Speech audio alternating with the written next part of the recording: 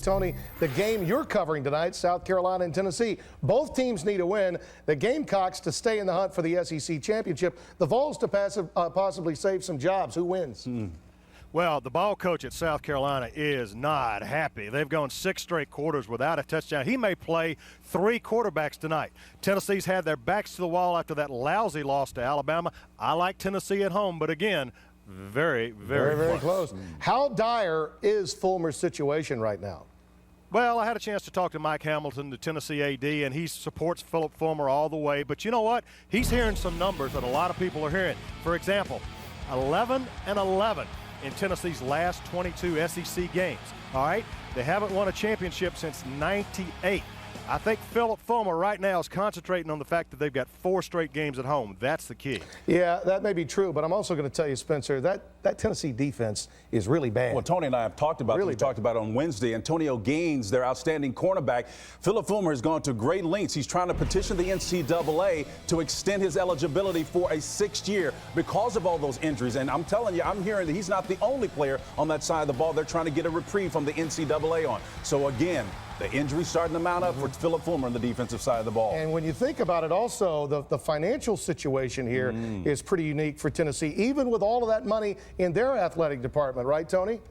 Well, the numbers, you can't get away from them. Philip Fulmer's buyout, if they let him go this year, would be over $4 million. For the assistant coaches, some of them who are on multi-year contracts, would be over $2 million. Even at Tennessee, where they've got 107,000 folks, $7 million is still a whole lot of money. That is a lot of cash. All right, Tony, thanks very much. We'll be back with more after this message and a word from your local station.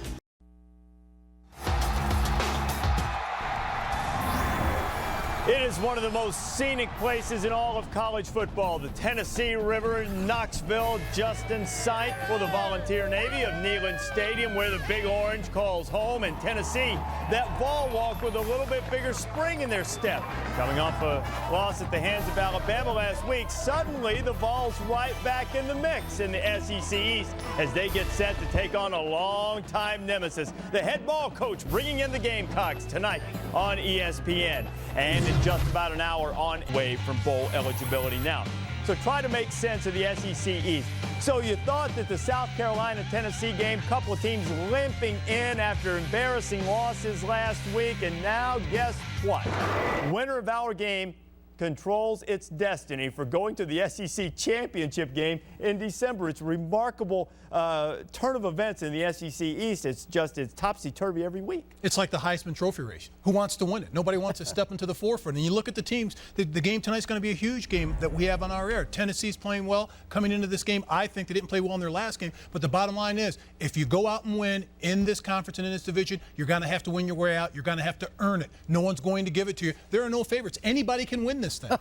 Who would have thought before the season began, if you were 4-4, you had a chance to win the conference? But I don't know if it's because there's parity or because they're all fairly average. When you look at it, everybody beats one another up. And I was telling you this before, Reese.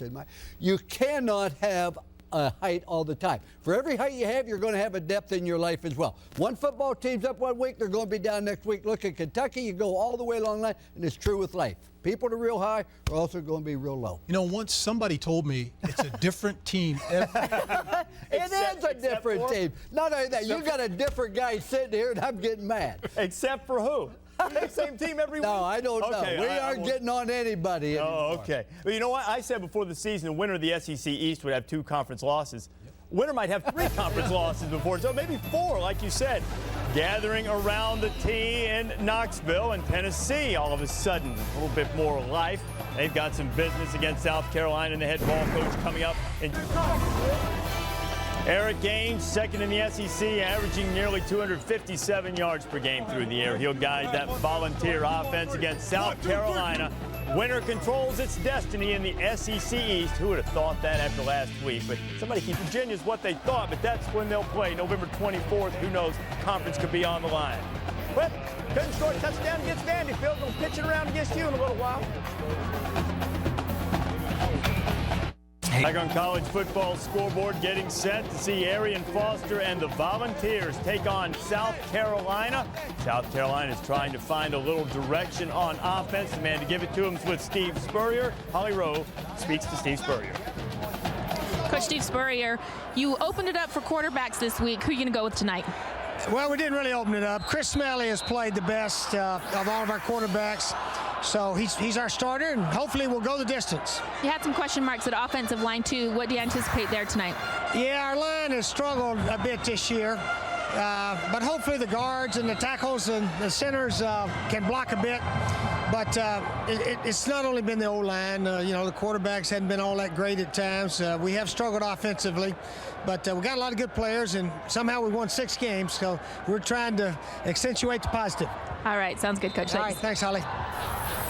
The positive is if they win the game, they have the inside track to go to the SEC championship game, but they'll have to get better, as you see in the Dr. Pepper Go for More graphic. That's South Carolina offense, not vintage Spurrier, who is one of the great offensive coaches in the history of college football, but it's not working this year so far, as you see, by virtue of the NCAA ranks in their offensive categories. Thank you, Reese. This is one of the great places in sports, from the checkerboard end zones to the standing room only crowds of over 100,000. Neyland Stadium in Knoxville, Tennessee, where tonight the Volunteers will be fighting for their SEC lives against the number 16 team in the country, the Gamecocks of South Carolina.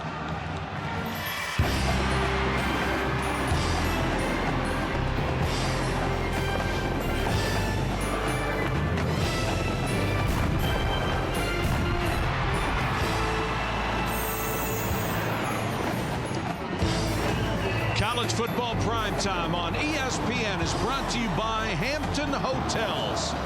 The SEC East is the biggest jumble in college football. All 6 teams in this division have 2 or 3 losses, and everybody in it is still alive. Good evening, everybody. Mike Patrick, Todd Blackledge. It's great to have you with us. As you just saw, this division is still wide open, and considering what happened to both of these teams last week, number one, it's amazing that they're still alive, and number 2, they control their own destiny. Don't you love college football? Oh, this is great. It's been a great year. I watched both games from last week. I don't know who looked worse, whether it was Tennessee struggling on the road, getting thumped by their arch rival Alabama, or South Carolina not scoring an offensive touchdown and getting beat at home by Vanderbilt. But it doesn't matter, because right now, as you mentioned, they both control their own destiny. This game tonight becomes extra huge, and a trip to Atlanta in the SEC Championship is on the radar for both teams. And what a remarkable matchup. Eric Ainge, who is quietly having a great season, the quarterback for Tennessee, against the best pass defense in all of college football. Yeah, Eric Ainge has really grown under David Cutcliffe, his coordinator. He's 6'6". Cutcliffe coached 2 guys similar to this stature-wise, Peyton and Eli Manning. He's grown in his understanding of defenses, and it's causing him to get rid of the football quick. He knows what's going on. He's only been sacked once. He's only thrown 4 interceptions compared to 13 touchdowns. Now he'll be paying the special attention to a pair of talented sophomores for South Carolina. Eric Norwood, a defensive end who lines up all over the place, and Emmanuel Cook, the strong safety, is a tackling machine. Tennessee will be aware of these 2 guys every time they snap the football. All right, Todd, another huge sellout crowd here in Knoxville, and the pride of the Southland Band forming the T down on the field, and the Volunteers are ready to come out in a game that has become enormous in the SEC.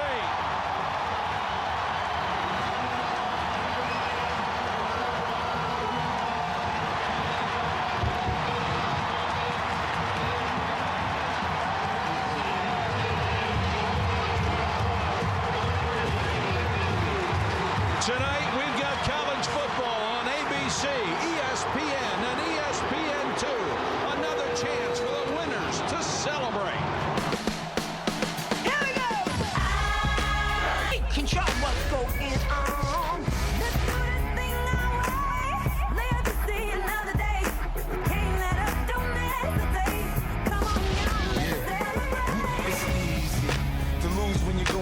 best. Now you're being put to the test. Welcome to the Terror Dome. Now you're on your own. We gon' see who regulates and who gets to celebrate. I just wanna celebrate. I wanna celebrate. Just wanna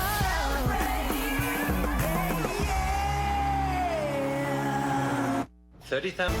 ESPN's College Football Primetime, brought to you by Edward Jones, making sense of investing, and Taco Bell. Think outside the box. Welcome back to Knoxville on a perfect Saturday night for college football. Tonight, Steve Spurrier comes back to his home state. We'll tell you what Neyland Stadium meant to him as a boy. Basketball season getting ready to start. We'll catch up with Tennessee's dynamic duo, Bruce Pearl and Pat Summitt. And the tour continues with Todd's Taste of the Town. Put a little gravy on that. Send it up here.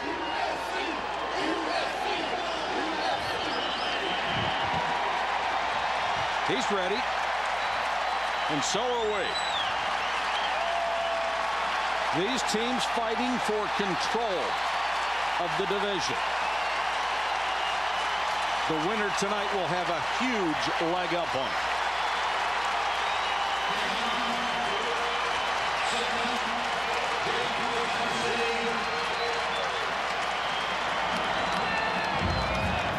Ryan Suckup has the ball teed up at the 30-yard line. Coker and Rogan are deep to receive. If I had my choice, I'd kick it to Rogan and not Coker. LaMarcus Coker off to a pretty good start, returning kickoffs. And Coker lets it go out of bounds at the 2.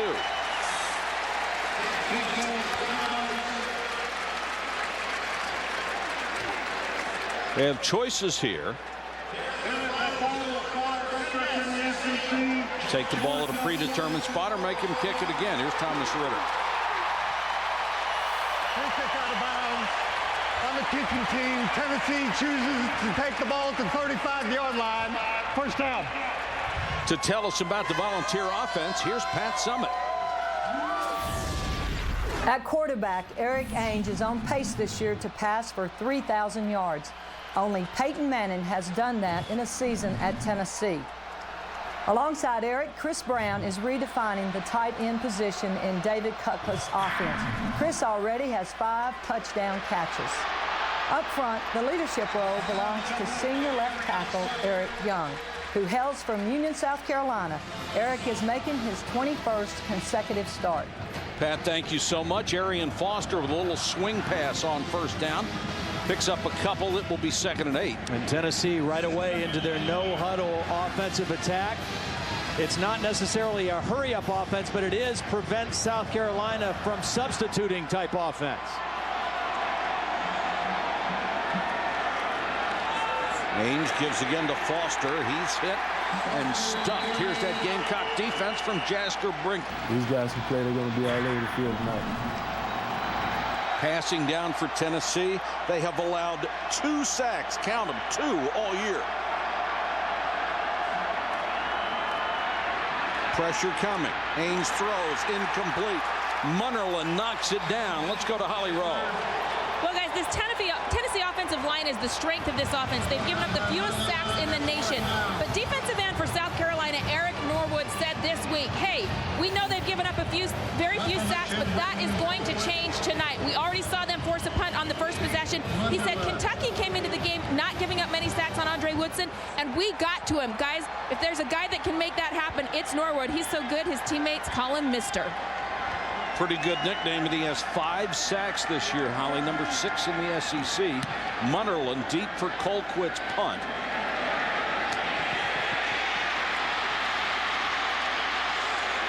And he's dragged down at the 21-yard line. There is a flag down, the 3-yard return after a 44-yard punt. Morgan Cox was the first one to bring him down on special teams. Philip Fulmer, the highest winning percentage among active coaches in college football. He is number 1. That's with coaches who have been at this for 10 years. A tribute to him. And the 2 guys we have in this game, Phillips got 141 SEC wins. Steve Spurrier 143 SEC wins. 2 of the very best that have ever coached in this league.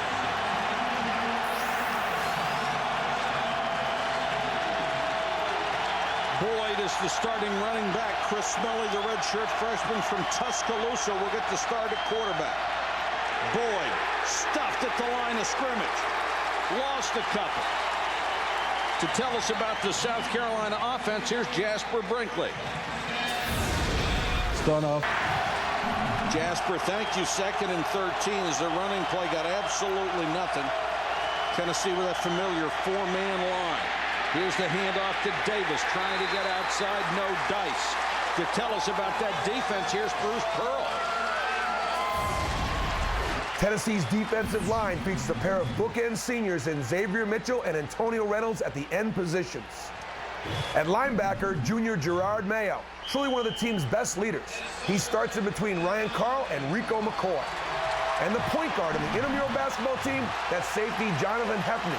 He's a Rock Hill, South Carolina native who always gets up for the Gamecocks. Bruce Pearl and Pat Summitt just about as good at this as they are at coaching basketball. And that's really good. Tennessee's defense has been knocked around this year. Let's see what happens on 3rd down. Boyd stumbles, fighting for 1st down yardage, and he has it. I'm sure Chris Smelly appreciates the thought as well. It's a big 1st down, gets them out of the shadow of their own goalpost. This is a team that wants to run the football because the passing game has not been that productive, and it's really against Steve Spurrier's philosophy, but it's working. Well, when your offense plays the way it did last week against 10 for the SEC championship, you can't play and win playing offense like that. 2nd and 3. Boyd, the single setback this time, and Boyd will get the ball straight ahead. And he's got another 1st down. Good kicker. I mean, that is so unlike Steve Spurrier to play that way. Well, when he was there, the other team could have the ball for a 5-minute drive and get a field goal. He'd have it for 45 seconds and get a touchdown. Yeah. Smelly with good protection goes over the middle short and incomplete. There is a flag down right in the area where that ball was thrown. Boyd came out of the backfield. It's an impressive drive so far for South Carolina. They've reached midfield.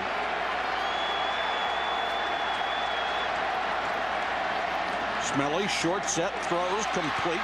That's going to be another 1st down, and that one's complete to Dion LaCorn, only his 9th catch. They have been desperate to find a receiver on the other side to complement Kenny McKinley. Yeah, Kenny feet on the ground in this football game. You've got all the rest of the wide receivers, 11, 8, 5, and 2.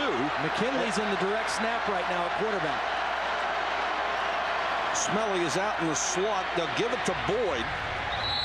Tried to mess him up with the formation and then run a running play off right guard. Let's go to Holly Rowe. Well, guys, Steve Spurrier admitted that he probably should have run the ball more against Vandy last week. And It's always been, and so he's going to figure out the best way that gives his team a chance to win. I always say this, he found a way to win at Duke, and if he can do that, he can coach anybody.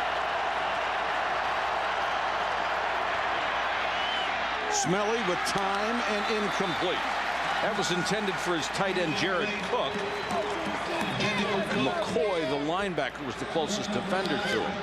Well, that's 2 drop passes we've seen in the ball game tonight. The good news for Steve Spurrier is that when he's calling passes, Chris Smelly looks comfortable. He's getting back, he's got protection, the ball's getting out quick, and he's on target with it. But that's the 2nd ball that was dropped. John Chavis says this defense needs to be consistent. The secondary has been a woeful disappointment for them this year.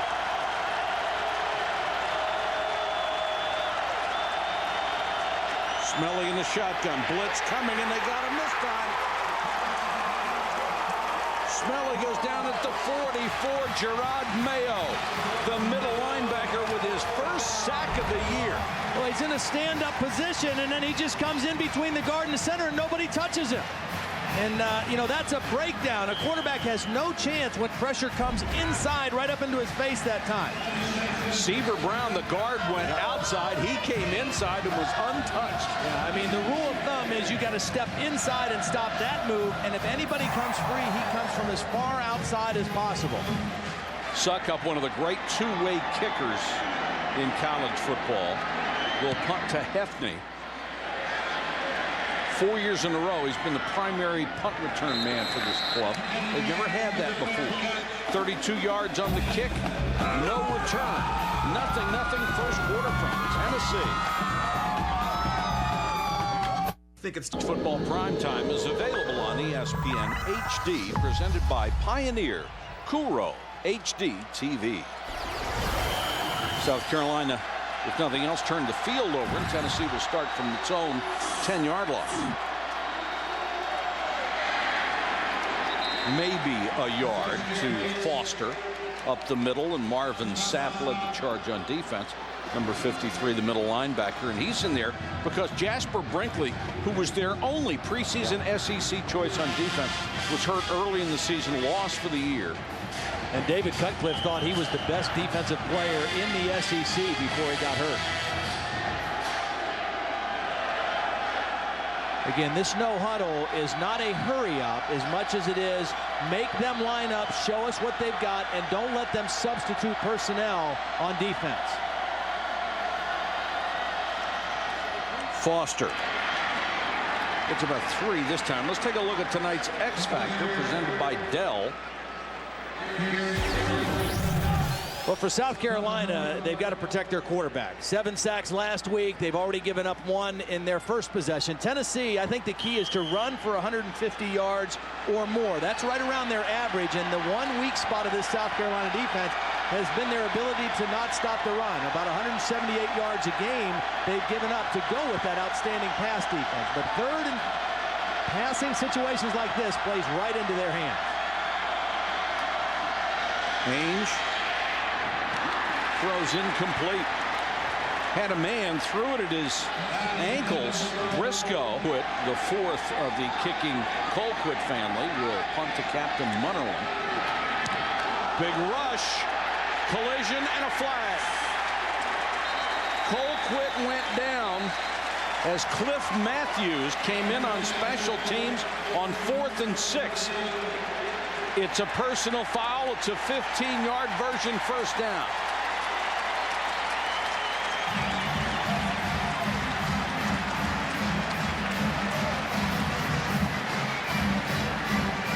Well, Cliff Matthews is one of those true freshmen who's playing a lot for the South Carolina defense and special teams. He's up in the air, and he's just, you know, there's no such thing as being blocked into the kicker. You've got to avoid the contact. He goes airborne, but he has no body control once he's up there. And that's a good call. Yes, it was. Steve saying it doesn't matter. You can't commit that penalty. New life for Tennessee at the 29, and Ainge will go to the shotgun. Out in the flat, room to run. First down and more. Briscoe. 32nd catch of the year. Yeah. He and Rogers and Taylor form quite a trio. And watch Austin Rogers get the key block, number 21. He's going to be the guy right there. He gets the clear block that gets him to the sidelines and turns that short catch into a big game.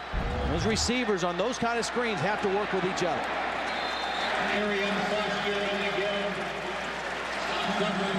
Foster tackled by Brinkley. But plays like that, roughing the punter, can give you such a psychological lift, and Tennessee looks a little crisper right now. And a psychological letdown for defense. Sure. You get a stop, you think you get to rest, and you're right back on the field. Ainge throws again, incomplete. He's trying to fit that one in there. Brandon Isaac was closing. One of the 6th best defense in the country defending you on 3rd down. Norwood lines up on the defensive line at the top of your screen. He's standing up. It's a guy you got to watch. Gets in there in a hurry, and this one is tipped and incomplete. Good play by Darian Stewart. The free safety closed and got a finger. They still are capable of playing a lot of man. Munnerlyn waits at his 10.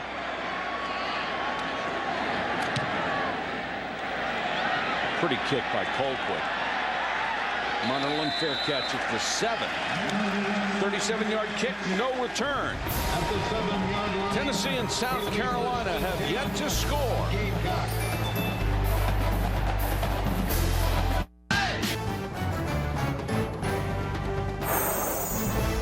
ESPN's College Football Primetime is presented by Hampton Hotels. At Hampton, we love having you here. And in part by the Ridgeline from Honda. Strength meets intelligence. What a place to see a ball game. 105,000 people, standing room only. You get the feeling they put in 30 more thousand seats, it'd still be full. South Carolina will have to start from its own 7-yard line. And they're still at the 7-yard line. 2 drives, start one on the 12 and start your next one on the 7. Kind of tough to play offensive football that way. You got to be conservative. Again, South Carolina coming into this game, the strength of their team is their defense. So you want to play to that strength and not put them in bad situations. Plus, your offensive line has had problems protecting the quarterback. 27 sacks now on the season they've given up. That's the worst in the SEC. Chris Culliver got that last toss. This is Boyd trying to muscle his way and getting extra yards out to the 13. They need to make the 17 for a first down. Lived in the projects. Said the only guy he had who was a role model died in his arms from a gunshot. This kid's faced a lot in his life. Trying to work for a first down, and there goes Boyd again. Powering his way through tackles out to the 35. Now, very positive one, and now they're out away from their own end zone. It's a defense giving up more than 400 yards every game and a lot of points. South Carolina doesn't figure to score a lot of points. Well, I like this kid. He runs the ball well. He is tough. He's patient. He follows his blocks. He's got good vision, and he's very strong. Averaging 5 yards a carry. Look. Everything he needed to do, and he has been a fighter to get back, overcome his background, and try to do things right to help this team. Well, Holly, it was culture shock for him just not to leave wherever he was living and be shot at. So when he was in a safer environment, it had to be a heck of an adjustment for him. That time, he was taken down by DeMonte Bolden. You love to see kids succeed that come from that kind of background against all the odds.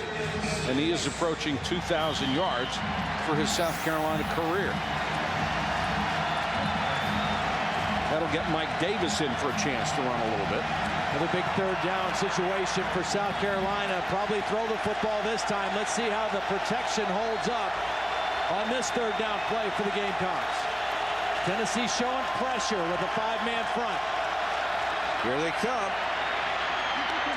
They unload. Had a first down. The ball's lost. Freddie Brown fumbled it. Tennessee comes up with a football.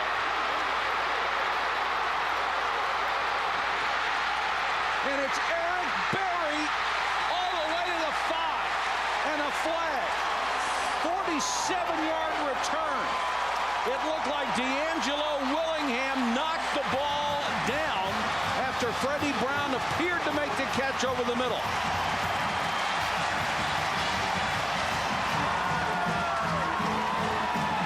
Well, Tennessee came with pressure, and South Carolina picked it up just fine. And Smelly hung in there and made a nice throw. They have the first down. Freddie Brown turns upfield. And you're right, it's knocked out by Willingham, and Eric Berry, who had a 96-yard interception return for a touchdown against Florida earlier in the year, almost took this one back for 6 points. All the way down inside the 5, and then a face mask penalty at the end.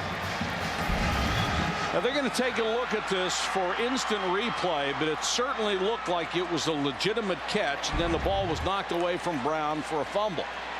Man-to-man coverage, and Brown does a great job getting off the bump coverage at the line of scrimmage, just doesn't secure the football. 4 turnovers last week in the home loss to Vanderbilt. Last year in the loss to Tennessee in Columbia, 4 turnovers in that game as well.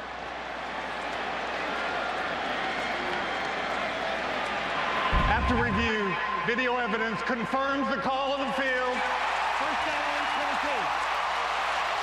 22. Huge break by the Volunteer defense as they forced the fumble. And South Carolina continues to search for a complimentary receiver that can make plays. Last year when Tennessee won 31-24 in Columbia, the first touchdown was an interception return for a touchdown by the Volunteers. Knocking on the door here in 2007.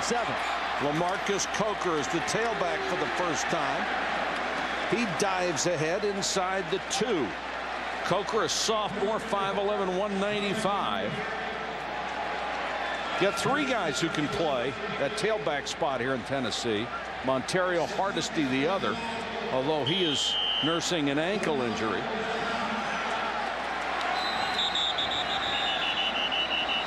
Second and goal, and the officials will call a timeout, and it looks like one of the Tennessee players is hurt, or excuse me, one of the South Carolina players has a chance to do something positive.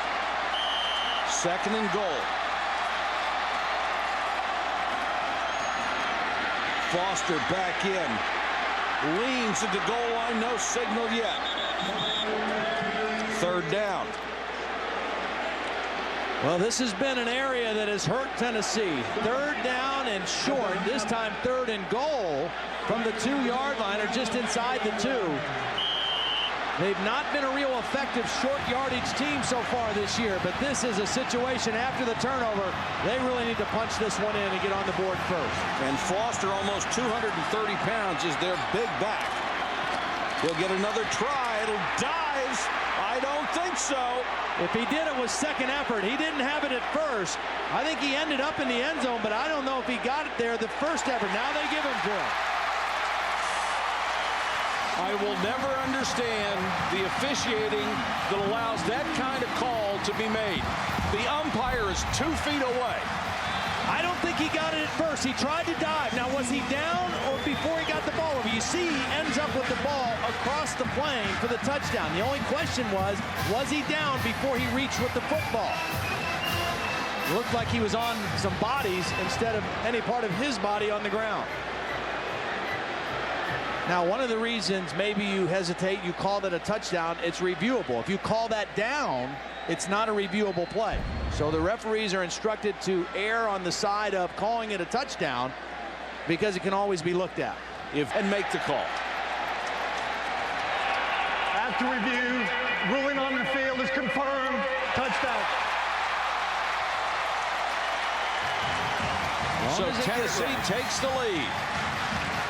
The team that scores first in the SEC this year, 23-7. That is a huge edge.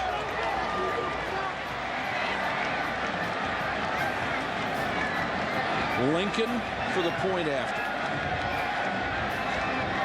He was 26 for 26, now 27 for 27 this year.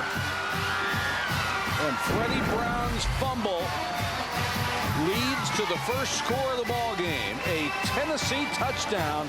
The Volunteers up 7-0. And salutes the Southeastern Conference. 75 years of excellence in collegiate athletics. What a year so far in the SEC. 7 teams ranked in the BCS standings. 12 SEC games decided by 6 or fewer. I think we've done most of those at least. Earl Bennett of Vanderbilt, congratulations. The SEC career leader in receptions, 215. And how many SEC teams are going to go to bowl games this year? Yeah. Almost all of them, right? Well, right now, the only one that looks like is going to have a very, very hard time doing that would be Ole Miss. Everybody else is right around there.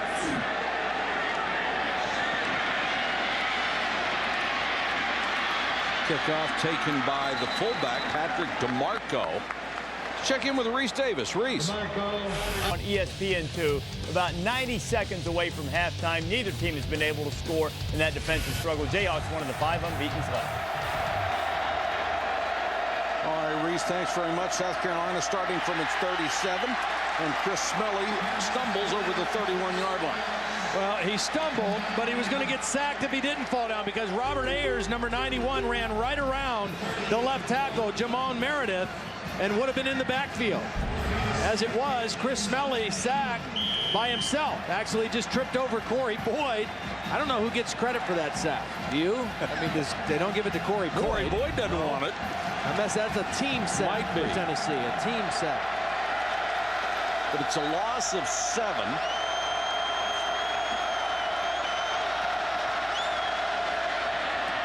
Smelly throws underneath to McKinley, and Kenny McKinley makes his 42nd catch of the year. And it was Ryan Carl, the linebacker, who chased him down. Nice job getting Kenny McKinley involved in the game. He's your main weapon in the passing game.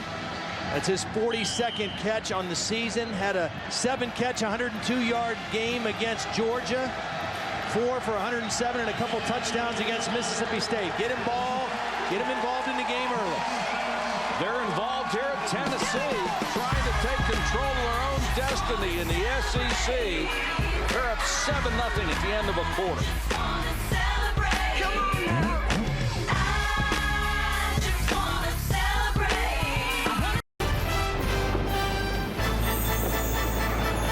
College football is all about tradition. The Vol Navy, Smoky. If you haven't been here in 10 years, you come back 10 years later, they're doing the same thing. The Vol walk down the hill. And the T by the pride of the Southland Band, the runway for the team, the checkerboard end zones. Gotta love it. Pretty impressive. You're a college or high school recruit seeing all that kind of stuff. Man. Yes, sir. There's some neat stuff goes on here. Blitz coming. Pass overthrown and intercepted again. It's Eric Berry. Eric Berry with his second interception and his second turnover in this game.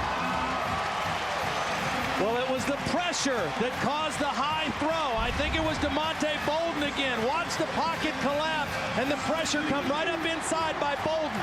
He wasn't able to step through the throw, and the ball took off on him, over McKinley's head, into the waiting arms of Berry. It starts with the pressure. It's finished on the back end. You know, it's one thing not to throw a very good block on occasion. It's another thing to whip somebody who causes a turnover.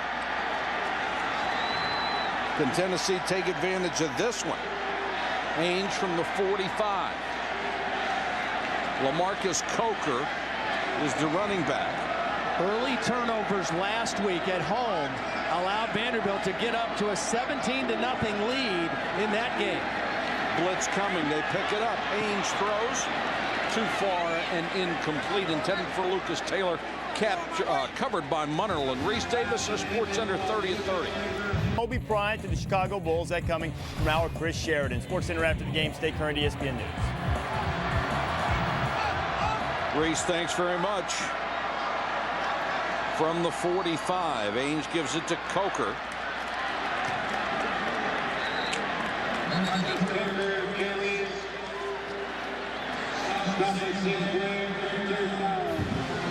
Talked about Eric Norwood and him outside arm free and forces the run back inside where he's got help. He has been a playmaker all season for this South Carolina defense. Now he's up on the line. Here he is now in a three-point stance, ready to rush the passer if it's a pass. He's the guy they count on for so much. Ainge having trouble getting the play. They're going to have to use a timeout to avoid a delay of game call. Deserved to play. I don't think Chris Smelly has done anything bad tonight. I mean, he threw the interception, but he was hit as he threw, and the other turnover was a fumble, not by him. Pressure, a little dump off over the middle will get him down to the 35-yard line. LaMarcus Coker came out of the backfield. Looks like it's going to be just short. And boy, Norwood, again, you talk about a guy who plays with a high motor. Eric Norwood is a guy who plays with a high motor. Reminds me a lot of David Pollock, who used to play at Georgia. Same kind of position, a defensive end. He rushed the passer that time, read the little screen, chased the screen down from behind, and they stopped him short. And now Tennessee going for it on 4th and 1. This is that gray area where it doesn't benefit you a whole lot to punt the ball. Ainge on a little half roll, under pressure, throws, knocked away. What does that say about your offensive line? There is a flag down, but 4th and 1. Not much. It doesn't say you have much confidence in your ability to run the football. Intended for Briscoe. Captain Munnerlyn on the coverage. and Tennessee gets a break. They got a break on the interference. Everybody was covered. Pass interference, number 1 on the defense. Ball will be placed at the spot of the foul. First down. Well, that's the second penalty that has kept a Tennessee drive going. We had a roughing the kicker earlier. Now on 4th and 1. Tennessee elects to throw. Captain Munnerlyn, the best cover guy, he had his right hand around him for a moment, but took it off, made the play with his left hand. That's a tough call to go against the ball coach on 4th and 1. Another big break for Tennessee, though. 1st and 10 from the 30. Coker trying to get to the outside, nowhere to go, and Munnerlyn. The more I see Captain Munnerlyn, the more impressed I am by that guy. He's dragging that left arm a little bit. 2nd and 9.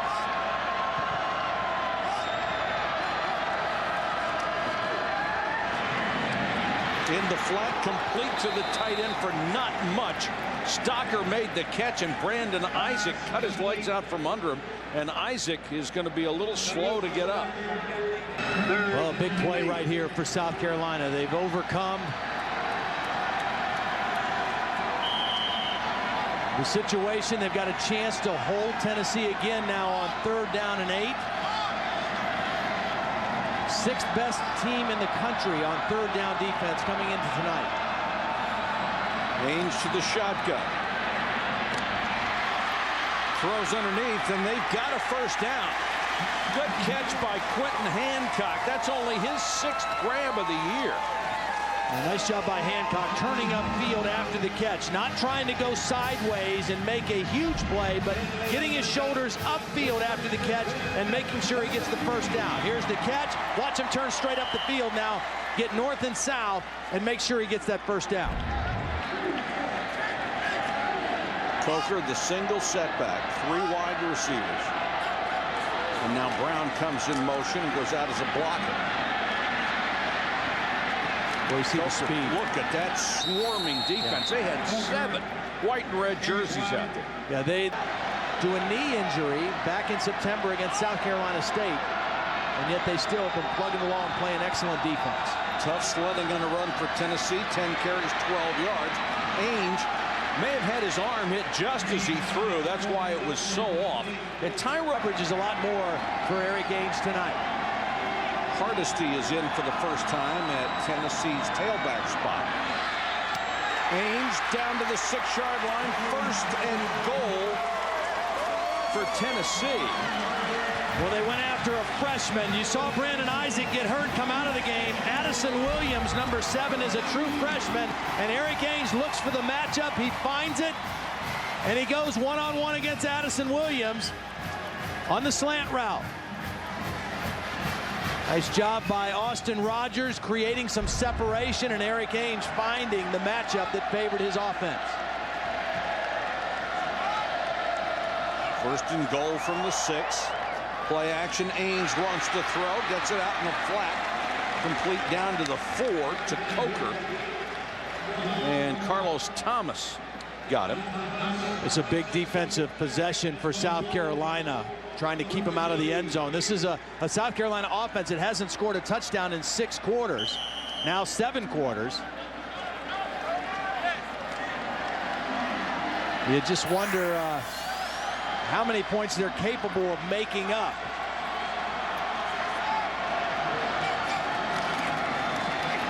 Hardesty, easy touchdown. Got a heck of a block on the corner from Lucas Taylor. It was the last player of any resistance on the outside. Taylor took him down.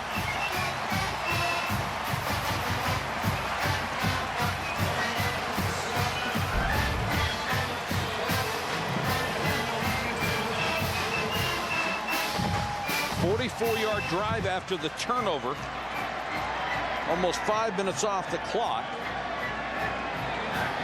And it's been all Tennessee, courtesy of South Carolina mistakes.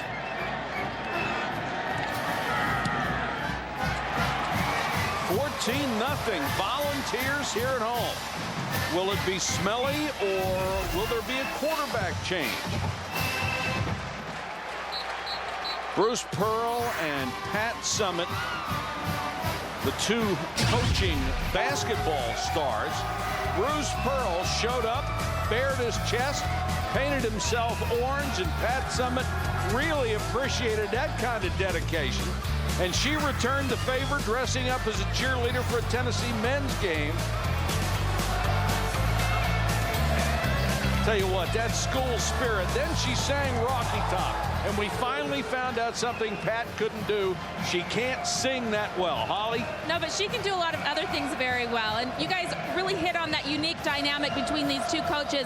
How have you learned to lean on each other as an important resource here at Tennessee? Well, I'd be crazy if I didn't take some advice from the greatest coach to ever coach this game, and Coach Summitt. We're doing this thing together, and I think together we got a pretty good basketball program going on. Coach, you've helped him, but he was helpful to you last year, helping Sydney Spencer get some open looks. How have you relied on him? Well, I've relied on him a lot. When we lost Alexis to the point position, I called Bruce in a panic. I said, will you meet me tomorrow morning? I need help, because I was having to move Shauna Zoman to the point, Candace Parker to the point, and we didn't miss a beat. He's got a great basketball mind and an awesome staff, and we work really well together.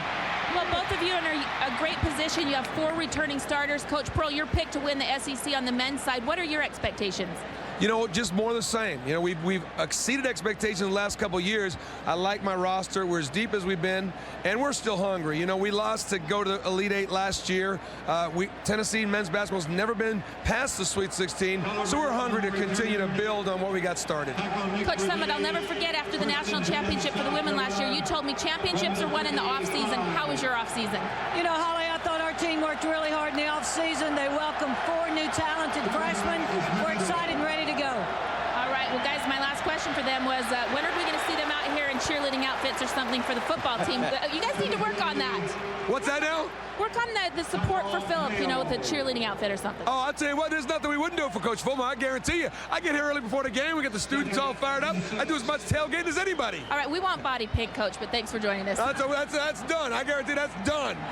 Thanks, guys. Couple of class acts right there. Thank you, Holly. It's great to see their relationship. It is, and they really do. I don't think that's a common thing. It is not. It's not always common for the men's basketball coach and the football coach to get along that well. 2 straight completions to McKinley from Blake Mitchell, who was checked in at quarterback. Last week he played for the first time since September 22nd. 12-7 as a starter. The young man out of LaGrange, Georgia, 5th-year senior. Personal foul against South Carolina. Mistakes are just killing them. I mean, costly penalties. Had nothing to do with the success of the play, and Steve Spurrier's offense backed up.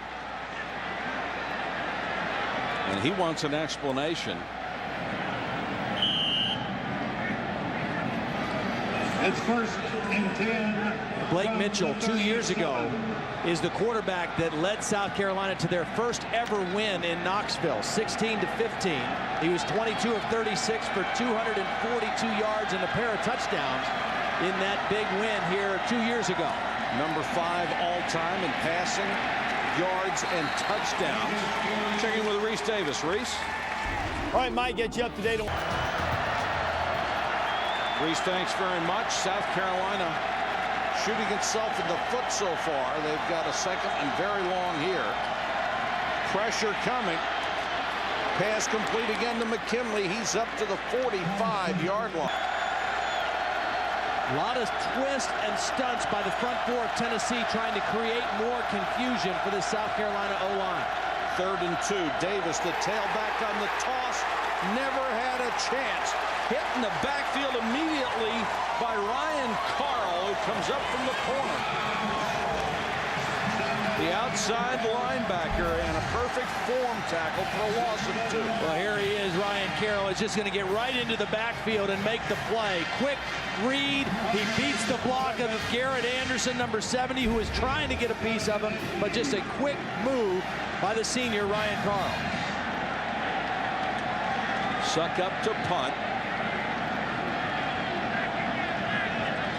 Clock running, 5:42 to go. First half. Muffed and recovered by Hefney. Had it slide right through his arms, but able to cover it. A 36-yard punt and no return. ESPN's College Football Primetime, brought to you by Dodge. Live life to the fullest. Dodge. Grab life. And Allstate, proud sponsors of college football. Are you in good hands?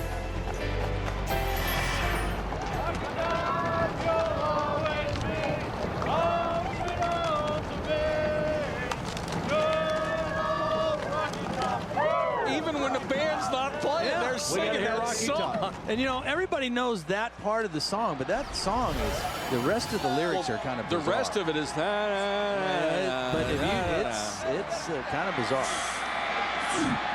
I'll take your word for it. Look it up in the media guide. Tennessee straight up the middle with Hardesty. Monterio Hardesty out to the 43-yard line. Best running play they've had tonight, a 15-yard gain for the 6-foot sophomore. When Tennessee has been at their best this year offensively, they've been physical, running the football and then going play action and throwing off of the run. A little slow getting started running the football, but the longer they keep this South Carolina defense on the field, the better chance they'll have to run the football. Hardesty had to limp off because of that bad ankle, but then Ainge with a perfect strike to Taylor. 37 yards, put just the right amount of air under it. Run it for a big play on first down. Now you go play action, fake the run.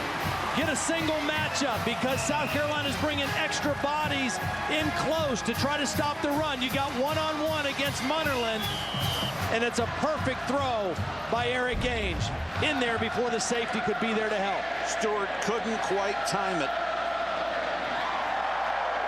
Coker, the new running back. 1st and 10, Tennessee just outside the 20-yard line. Ainge with the quick throw, complete to Quentin Hancock, his second catch of the night. And the tackle made by Darian Stewart, just short of a first down. And again, you see the maturity and the growth of Eric Ainge, working at the line of scrimmage, checking with the sidelines, changing the play at the line of scrimmage, finding that quick throw, getting the ball out of his hands. First down and goal at the 7 as Foster takes it outside for the first down. Let's go to Holly. Well, Todd, you're right. Eric Ainge told me yesterday that the thing he's the best at this year is understanding what defenses are doing. Last year when David Cutcliffe came back, he took him through defense and made him learn this is why we're doing stuff on offense. Here's what's going to work on the defense. And Eric said this year I've read quotes where the defensive has said, hey, it seemed like Ainge knew what we were doing before we did it. And Eric said, I finally do. And that's made all the difference this year. Cutcliffe, Holly, a remarkable quarterback coach. Has been his entire career. Foster dancing into the hole inside the 5. Just to build on that a little bit more about David Cutcliffe's way of coaching. And again, he's coached Peyton Manning, Eli Manning, the same learning curve. He begins by teaching them defensive football, understanding what people do on defense and why they do it, because it's not enough to just know your plays offensively, what your job is, what you're supposed to do. When you go to the next level, it's about knowing why you're calling this. What's the defense trying to do? What can we do to offset that? 2nd and goal. Ainge under pressure, throws for Foster, incomplete.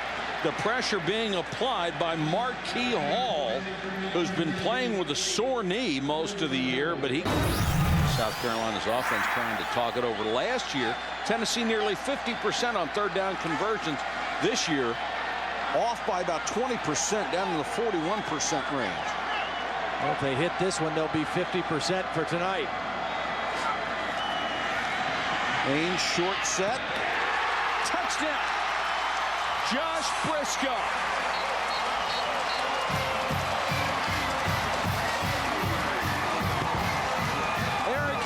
Number 3 all-time in touchdown passes and yards for Tennessee, behind only Peyton Manning and Casey Clausen. Racks up some more. And South Carolina's in a heap of trouble. Yep. Beautiful route by Briscoe. It was kind of a turned back in route. He faked the out and wheeled back inside, and Ainge hit him right in the numbers with the football. Ainge 10 out of 17, 110 yards in the first half. He has thrown to 8 different receivers. And this should make the alumni who have been upset with the Tennessee program so far this year very, very happy.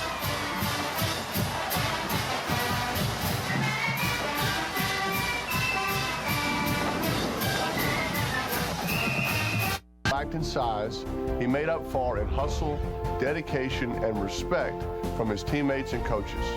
Today, Dr. Tim Towns is tackling sickle cell anemia as a star researcher and professor, and he's still making a profound impact on his opponent.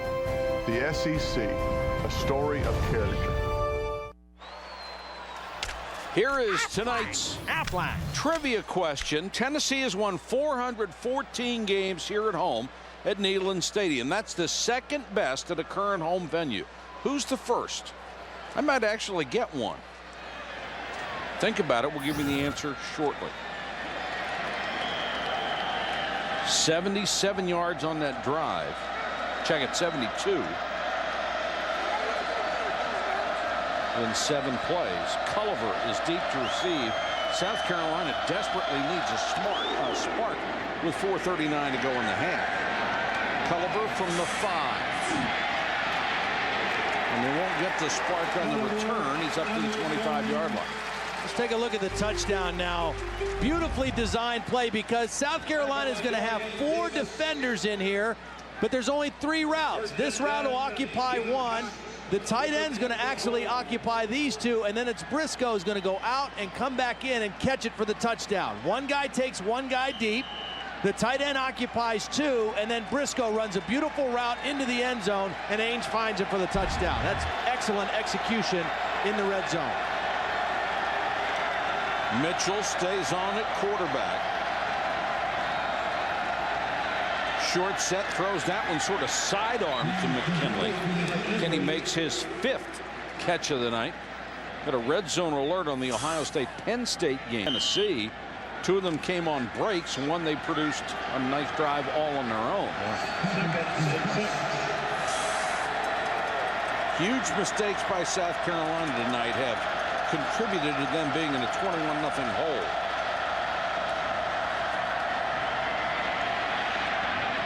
Mitchell gets this one out to Boyd, and Boyd just bulls his way for extra yards. In games like this, you just have the feeling South Carolina desperately needs a score here. Yeah. Something to take into the locker room. They've not scored many points the last few weeks. Mitchell, 4-man rush, dumps it to Boyd again. And again, takes 2 guys to get him down at the 42. Here's Holly. Well, guys, it's been very quiet over here on the South Carolina sideline, but before they took the field, Blake Mitchell and even Chris Smelly really were talking very earnestly with the offensive linemen, really fighting, trying to get back in this thing. Well, it's totally up to them, Holly. They've got to make a stand. McKinley, nice cut. Another nice cut. McKinley down to the 45. Yeah, you're in a problem area. They've got a couple true freshmen starting in the secondary, but if you can't block them up front, you can't exploit anything in the back end of the defense. And South Carolina has just decided they're going to go with the pass. That ball's fumbled by Mitchell, tries to pick it up, does, and then pays the price. Wes Brown was the first man to get him. No, it wasn't that bad of a snap. Blake Mitchell tried to snag it with one hand, probably had his eyes downfield trying to read the defense, and then did all he could do was just to get on the football. They cannot, I repeat, cannot afford another turnover. Turnovers have been their undoing here in the first half. It has been 8 quarters since they scored a touchdown. Not a good sign.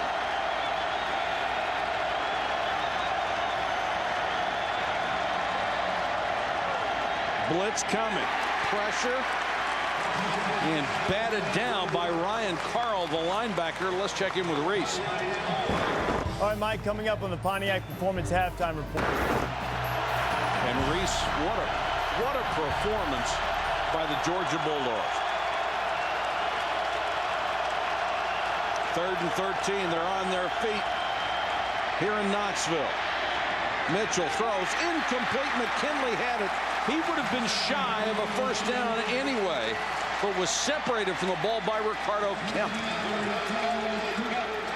This Tennessee secondary has had some serious injury problems. I mean, they lost before the season started 2 players, one to academics, one from a team dismissal. Antonio Gaines, who then was the starting corner, hurt his knee in the Georgia game. They had to take Vincent, who was a wide receiver a couple weeks ago, move him to corner. Not only move him there, but start him. This has been a tough spot for the Tennessee defense. Came up with a play there. I mean, that was your top 3 corners. No wonder you're going to have problems on defense, especially at that position. And there's just nowhere to go. You know, your best 3 guys are gone. 2-yard return after a 43-yard punt. Only a minute 39 to go in the half. Tennessee up big, 21-0. And at home, as they fight for command of the SEC East, they're up 21-0 on South Carolina, courtesy of their own good play and South Carolina mistakes. Arian Foster picks up almost 10. He gets out to the 17-yard line. Tennessee just wants to work on the clock right now.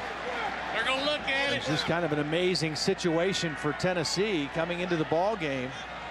3 losses, all in conference, but only 1. Or 2, I should say. 2. Yep, 2. 1 in 3 their losses overall. division, right? 3 losses overall. The 3rd loss was in their opener at Cal to start the season. They beat Georgia, who turned around and beat Florida, and so now they're in great position. If they win this game, they're in control of their own destiny. Look at the numbers that they have given up in the losses. 45 to California, 59 against Florida, and 41 at Alabama last week. And yet here they are with a chance to be in charge of everything in their division by hanging on to a 21-point lead. That's not bad. No, it's not. It's not.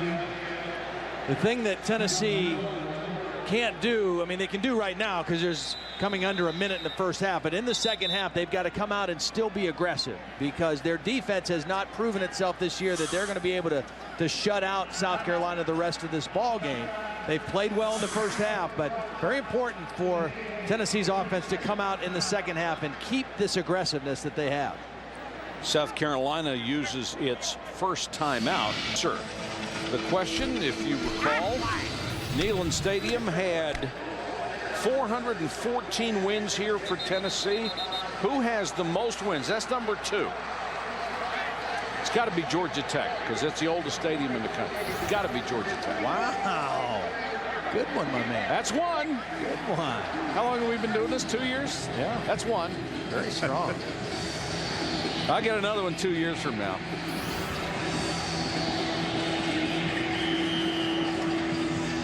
Well, what one day can do in the momentum of not only a ball club, but an entire division and an entire league with the way things happen today. Here is Arian Foster bursting through up to the 29-yard line.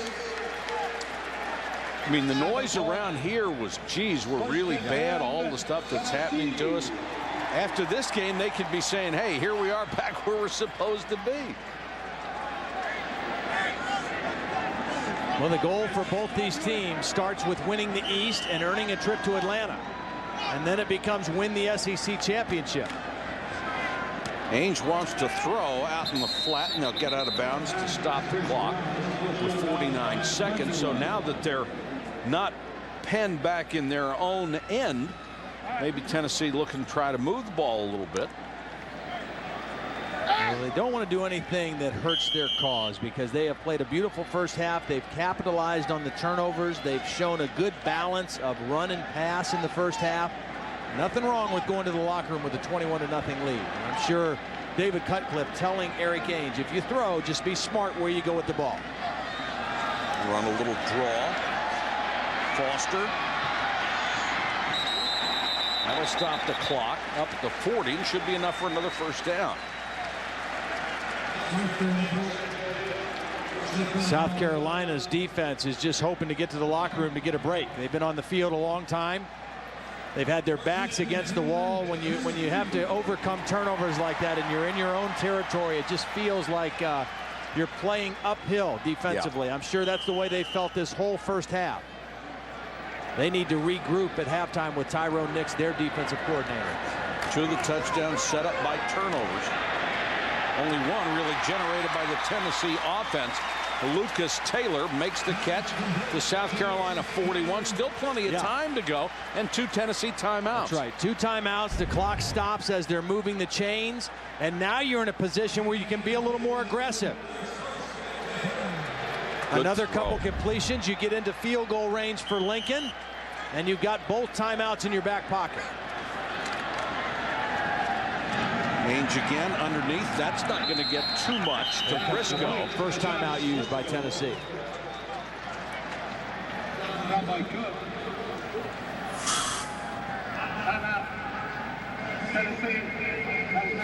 Ainge is a guy that not many people have been talking about this year, but he is really putting up some impressive numbers. He has not made many mistakes. Where Tennessee has been in fault this year has been on defense. Absolutely, and I'm impressed tonight. I'm impressed watching him on tape. I was able to see Matt Ryan of Boston College on Thursday night, and a very similar kind of quarterback. Tall, 6'6", you know, not the greatest footwork, but good enough to move in the pocket, buy time, and a big-time arm. And very, very similar guys. I think Eric Ainge has had an outstanding season. And David Cutcliffe told us, he said, you know what, I've been around him. I know what they look like. He's somebody's first-rounder next year. Not a first-day pick. He's somebody's first-round draft pick. No, I'll take his word for it, too. 23 seconds left, 2nd and 5. Probably at the edge of field goal range right here. 4-man rush, good protection. They dump it off. Foster down to the 34. Clock running. Emmanuel Cook made that tackle. Well, wasted a lot of time to take that timeout with 9 seconds left. I think they wanted a little bit more yardage on that before they took the timeout. This is going to be a tough one for Lincoln. Monday Night Football on ESPN. We'll go to Invesco Field at Mile High. Can Brett 1 miss all year, 13 out of 14. Had a terrific season. That miss was a 26-yarder against Mississippi State, but he went on to make 4 more in that ball game. This is from 51. It would be a career long. This would just rub salt in the wound.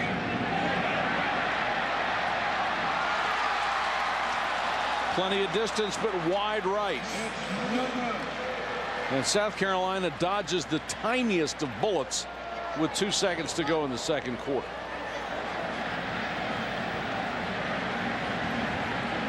Well, you can coach them up, you know, and you can draw up plays and you can have schemes. But if you don't take care of the football and if you make really costly penalties at inopportune times, this is what happens. And there's no way to coach around that. I mean, Steve Spurrier will take his team in at halftime and say, hey, we got to treat it like a new game. New 30 minutes. Let's treat it like it's 0-0. We can't do anything about that first 30 minutes. And he knows this team has deficiencies and he knows what they are. And the clock will run out on this play with a run that goes into Tennessee territory. But the Volunteers dominant in the first half, taking advantage of South Carolina mistakes. Our halftime score, Tennessee 21, South Carolina nothing. Let's go to Holly. Coach, what happened on those 2 first-half interceptions? Oh, I don't know. He threw it to the wrong guy. But Holly, we roughed the punter. We got some late hits. We don't give ourselves a chance. For us to beat Tennessee, we got to play a lot smarter. Hopefully, we can get back in it second half. Thanks, Coach.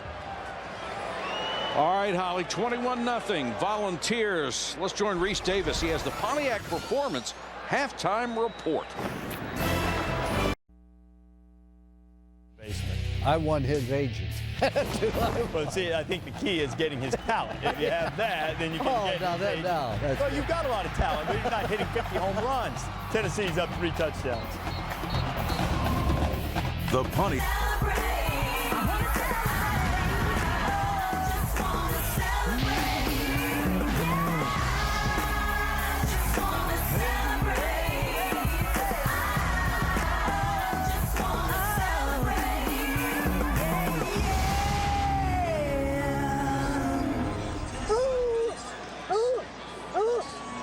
When Smokey's happy, everybody's happy.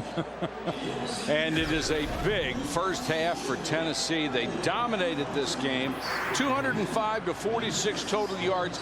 That doesn't seem so much domination, but the 2 turnovers were, because that led to 2 of the 3 touchdowns. Yeah, you get into any kind of an evenly matched game, and it could be turnovers, could be special teams. In this case, 2 costly turnovers by South Carolina, 5 costly penalties also in that first half. Just a tough way to come into somebody else's building and get a W. Well, we talked about how important this game was after the events of the rest of the day, because the winner of this game is going to have control of its own destiny in the SEC East. Yeah, I think Tennessee got that message. I'm not sure South Carolina got it as clearly in that first half.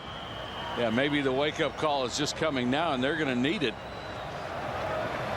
South Carolina will get the ball to start the second half. And you can basically forget about the run game.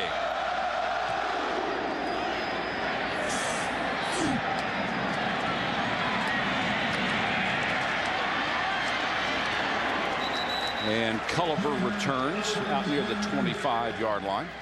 Well, here's what we were talking about in the first half. The completion for a first down. Freddie Brown drops the football. And Eric Berry ends up returning it, setting up a short touchdown run. That was a 2-yard touchdown drive. Then there was the interception thrown by Smelly. It was also Berry again, the interceptor. This set up a short drive on their side of the 50. 2 turnovers lead to 2 touchdowns. Tennessee added another touchdown off a very impressive drive at the end of the first half. Blake Mitchell, who relieved Chris Smelly, will start the second half. And his first pass is batted down by Antonio Reynolds. Performance at Alabama. So at the half, I asked Coach Philip Fulmer, how did they react and respond tonight? He said, for the most part, we've done a great job. We've kept them in front of us. We've really been aggressive. When I asked him, how do you avoid a letdown here in the second half? He smiled and shook his head. He said, oh, we're not going to have a letdown. We'll see, guys. All right, Holly, thank you. We pointed out at the beginning of the game, Philip Fulmer was the best winning percentage of any coach with 10 years of experience in the country. Mitchell under pressure, got rid of it, and actually completed it for a couple of yards. Got it to Deion LaCorn, the freshman. He was in the grasp of 3 different players led by Dan Williams. In front of the home crowd, but look at the difference how Tennessee has played defense at home compared to on the road. And look at the scoring. 21.5 points better at home than on the road. Of course, they lost at Cal, they lost at Florida, and they lost at Alabama. 3 pretty good offensive football teams as well. Make you afraid to get on an airplane, wouldn't it? Mitchell again under pressure. Somehow got rid of it. Boyd made the catch. They'll lose a yard. Now, you said right before the start of this half that South Carolina is pretty much going to have to get rid of the run. I don't think they can, because if they do, they may not have a quarterback to take home with them to Columbia. They've got to still run the football, because that's probably the best thing they do offensively right now. But if Tennessee thinks it's only pass all the time, they will make it very miserable for Blake Mitchell and this offensive line. Well, Mitchell has had to play Houdini on the first and second downs, just avoiding the pass rush long enough to dump it off. 3-man rush this time. Mitchell with time throws the what a throw. What a throw. You are hole into McKinley's arms. Wow, that was pretty. That puts them at the Tennessee 31-yard line. And Mitchell, got to give him credit coming off the bench.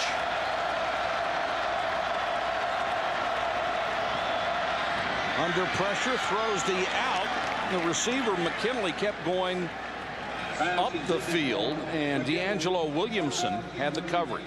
You know, give him credit also for creating a play those first couple plays at 5, and now they're in Tennessee territory. And either one of those could have been a sack, and the drive's done.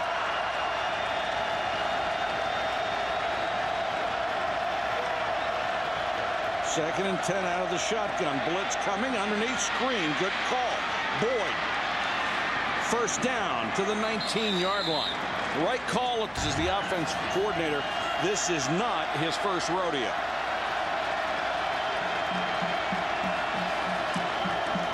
Draw play. Boyd Huge hole up the middle. Boyd. Guy never goes. South Carolina coming into tonight, 29 opportunities in the red zone, 18 touchdowns. They'd like to make that 19 on this drive. Boyd, another draw. Lost his footing and goes down at the 4.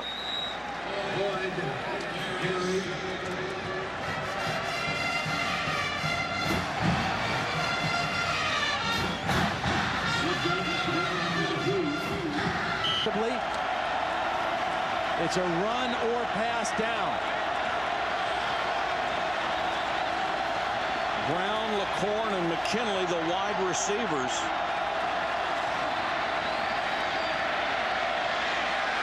Mitchell throws too high and incomplete, intended for LaCorn.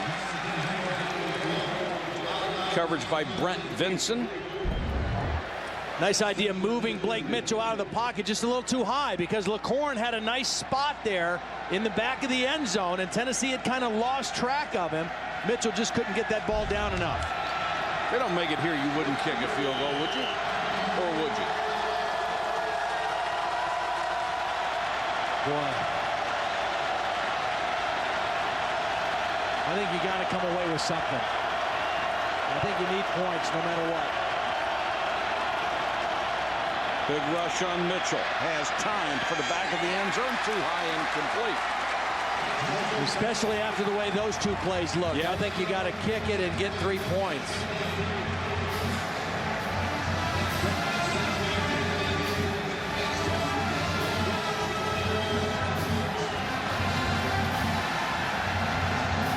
Spurrier sending in a play. Not the field goal unit. He's calling timeout now.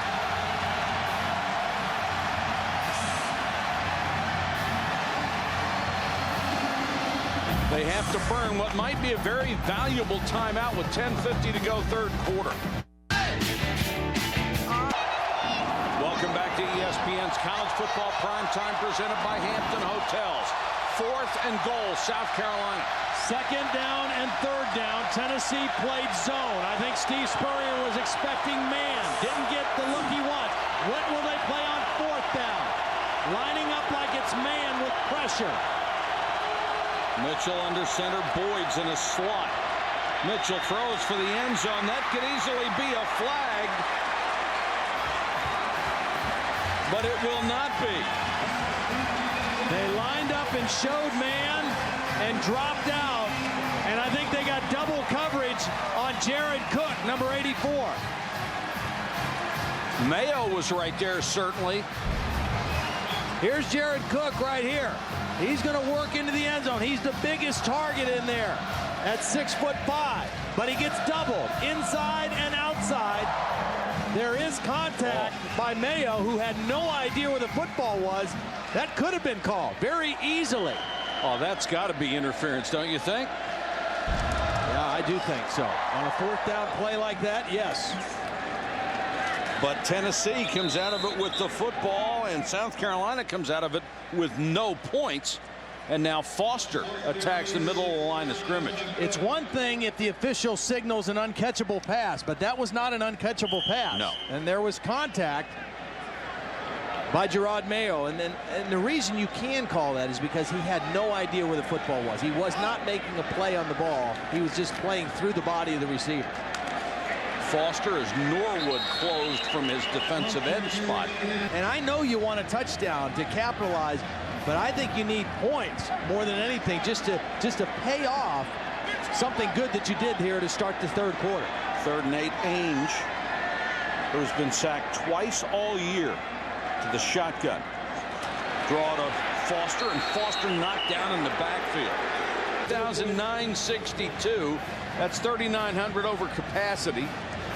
It always is over capacity here. That means some of those people that are calling the talk shows to complain about Philip Fulmer are still buying their tickets and coming to the game. Yeah, that's right. Colquitt to kick to Munnerlyn. High and short. Munnerlyn, no fair catch. Gives ground and is dumped outside the 40. For races to go, and the chase standings are up for grabs. Teammates Jimmy Johnson and Jeff Gordon are battling down to the wire. The Nextel Cup Series continues in Atlanta on ABC tomorrow. Our coverage with Jerry Punch starts at 1 Eastern with NASCAR Countdown. Becoming a gearhead on us here. Got to make the big left turn this week. South Carolina right back in business. Mitchell wants it all on first down. Man, that was close Just too. overthrown from Mo Brown. Got a fingertip on it and couldn't hold it. I'll tell you what, Blake Mitchell, when he has time, he shows you that arm strength. Man, that was just inches away from being a beautiful touchdown against double coverage again. Mo Brown, who grew up a Clemson fan, but his mother was a South Carolina fan, didn't want any part of Clemson. Was thrilled when he got a scholarship offer from the Gamecocks. Davis is in the tailback.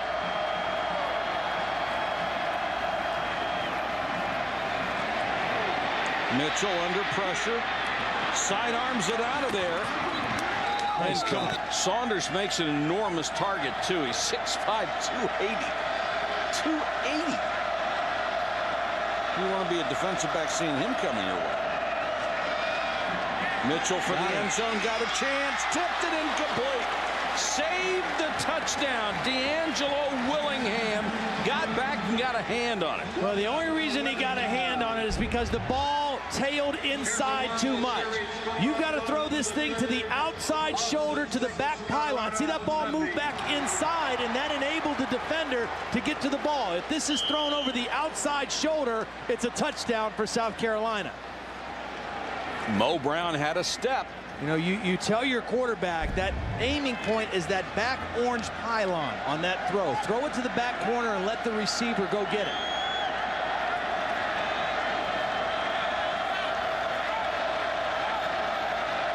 Second and 10. Mitchell over the middle, got it to his favorite receiver, Kenny McKinley. Over the outside shoulder. Willingham's over there sitting with a towel on his head on the sidelines. Last catch made by McKinley was his 8th of the night. Davis on the draw. South Carolina right back in business. They can get a first down inside the 3. They're opening up some holes in the running game. John Hunt, the offensive line coach, I'm sure had a real skull session with his guys in there in the locker room. Davis just inside the 5. That'll bring up a 3rd and 2. I wouldn't be surprised to see South Carolina run the ball on this play now. If you're thinking 4-down territory like he appeared to approach the last time they were down here, and you're already thinking about going for it on 4th down, you may want to try to punch it for the first down with a running play here.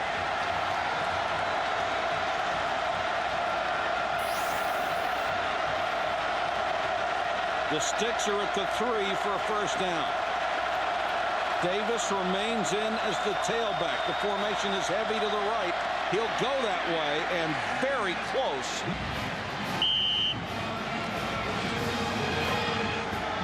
Philip Fulmer still holding on to a 21-0 lead. It is 1st and goal. Davis powers his way up in the air down to inches away.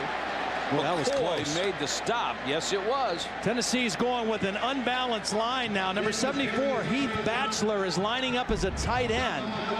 So they got an extra offensive tackle for South Carolina in there, and just barely inside that goal line. Tennessee going, or South Carolina going with a real heavy lineup. Extra offensive lineman in there again. Overloaded on the right again. Quarterback keeper Mitchell. I think he's got to be in, doesn't he? Well, he was, there and the umpire is staring down on What's it. your favorite play? I can't stand that. It drives me out of my mind. Everybody in a ball. Now there are more reasons to check out a new Hyundai. Visit HyundaiUSA.com. And Nationwide. Nationwide is on your side. Tennessee with the lead 21-7. Let's check in with Holly Rowe. Well, Mike, you said it's driving you crazy how long it's taking these guys to signal a touchdown. So I talked to one of the officials during that timeout there. Finally got the rule changed in the NFL. We whined about it for 15 years. and they voted and did change it. Rogan, room up the middle. Rogan to the 37-yard line. Here's Reese. Trying to stay unbeaten. Well, we finally had a weekend, Reese, where not everybody was upset. Sort of amazing. Foster, Captain Munnerlyn, nice job on the outside, forced him out of bounds. He and Norwood, Carolina and Tennessee, found themselves in a position to control their own destiny, and the winner of this game will actually have the lead in the SEC East. Tennessee 4 plays in this quarter, 2 yards, minus 2 yards. That's an incomplete pass, almost intercepted, and a flag comes in at the end of the play. I think it's going to be a holding on Josh Briscoe. So a Tennessee mistake, something they did not do in the first half, puts them all the way back near their 15-yard line. And it's 2nd and 31. Ainge wants a screen. Out to the 32-yard line, still about 14 yards shy of a first down, as Briscoe, who's coming off a concussion last week, catches the flanker screen and got something out of it. Another 3rd down situation, and we mentioned coming into tonight that South Carolina's 6th best in the country on 3rd down. Number 1 in the country was Kansas. And if you're looking for a secret to why Kansas is still undefeated, that's one. They get their defense off the field on 3rd down. South Carolina dominating here in the 3rd quarter. Ainge with time throws underneath to Foster. Foster trapped and taken down at the 42. About 5 yards short of a first down, so they will force the kick. The momentum has clearly shifted to Saul. They looked like they had a little spark there to start the 3rd quarter. Colquitt to kick to Munnerlyn.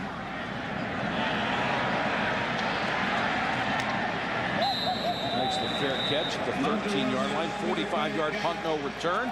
Taste of the Town continues. Find out what Todd signed up for here in Knoxville. Mystery guest, will you sign in, please?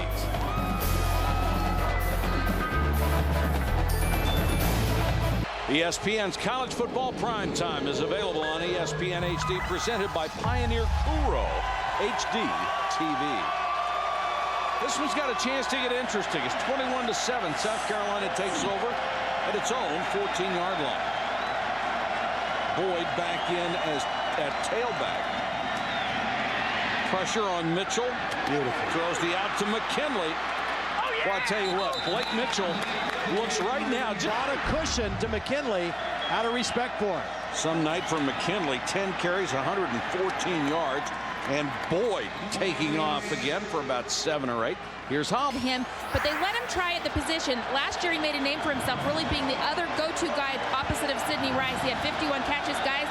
Tonight he's had about 9. He's almost there at the 8th game of the season. He has become a premier receiver in a Premier League.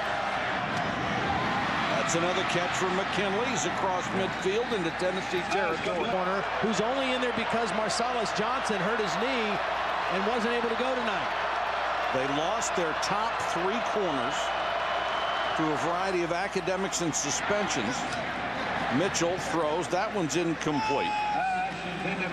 As Mo Brown continued downfield and Mitchell threw out. He was double covered anyway. He wasn't going to get that one.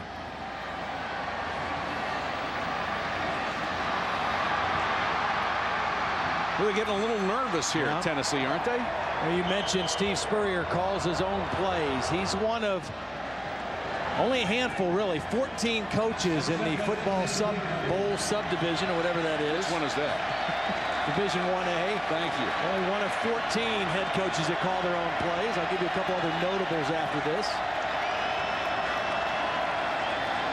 Mitchell, another short set.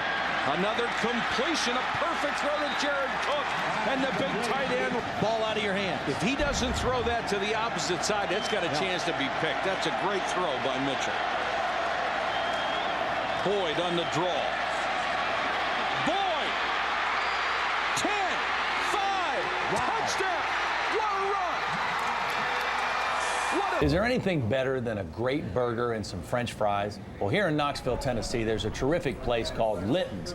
Now, it's been around since 1946. Actually started as a grocery store and a carry-out sandwich place. But for the last 25 years, it's been a full-time restaurant run by a third and fourth generation Litton, Barry, and his son, Eric. This place was popular for Peyton Manning and his family, and my favorite musical artist, Kenny Chesney, and I can see why. Homemade buns from the bakery, fresh cut French fries every day. They grind their own beef and they go through 3,000 burgers a week. This is a beautiful bacon cheddar cheeseburger with some grilled onions. Welcome home. This is the most fun, in our show. Is this? This has been such a huge success. I did notice you've expanded now. First, you're getting the free food. Then you mentioned, please. Then you mentioned Kenny Chesney. Now you're shooting for free tickets to a concert. What else is in here? That'd be good, because I do like Kenny Chesney. You got a clothing deal as part of this? Not yet. I got the Indians hat on, so I'm working on that angle too. Tennessee trying to answer. They get it out to the 34-yard line. People on the airplane, whether it's me, you, Holly, our production guys, they don't want to answer any football questions. I mean, it's where's Todd going to eat? It's unbelievable. I mean, it's unbelievable. I ran into a van of 9 guys that from Chicago here. Now, this right here, that was special. That is red velvet cake, and I'll tell you what. Now, that's a chili dog on the end. I didn't That's eat a what? That. I mean, that's somewhere underneath there is a hot dog. All right. But the red velvet cake, my wife and my mother both make red velvet cake, but at the expense of being locked out when I get home, that was the best I've ever had. I don't see any red velvet cake up here. Do you right like now. red velvet cake? Please. It's got sugar in it. Foster. Now it's time for Tennessee to respond. I'll finish up one story. I walked out of the hotel today to go for a run, and there's a van of 9 guys from Chicago that pick one game a year to go to every year. And this was the game they picked. And I walk in, they recommend, hey, Todd, how you doing? The only question they asked me, where'd you eat here in Knoxville? Didn't ask me about the game, nothing. That's kind of the story of my life right now. National championship quarterback, first-round draft choice, Heisman finalist, and they want to know where you're eating. Food aficionado.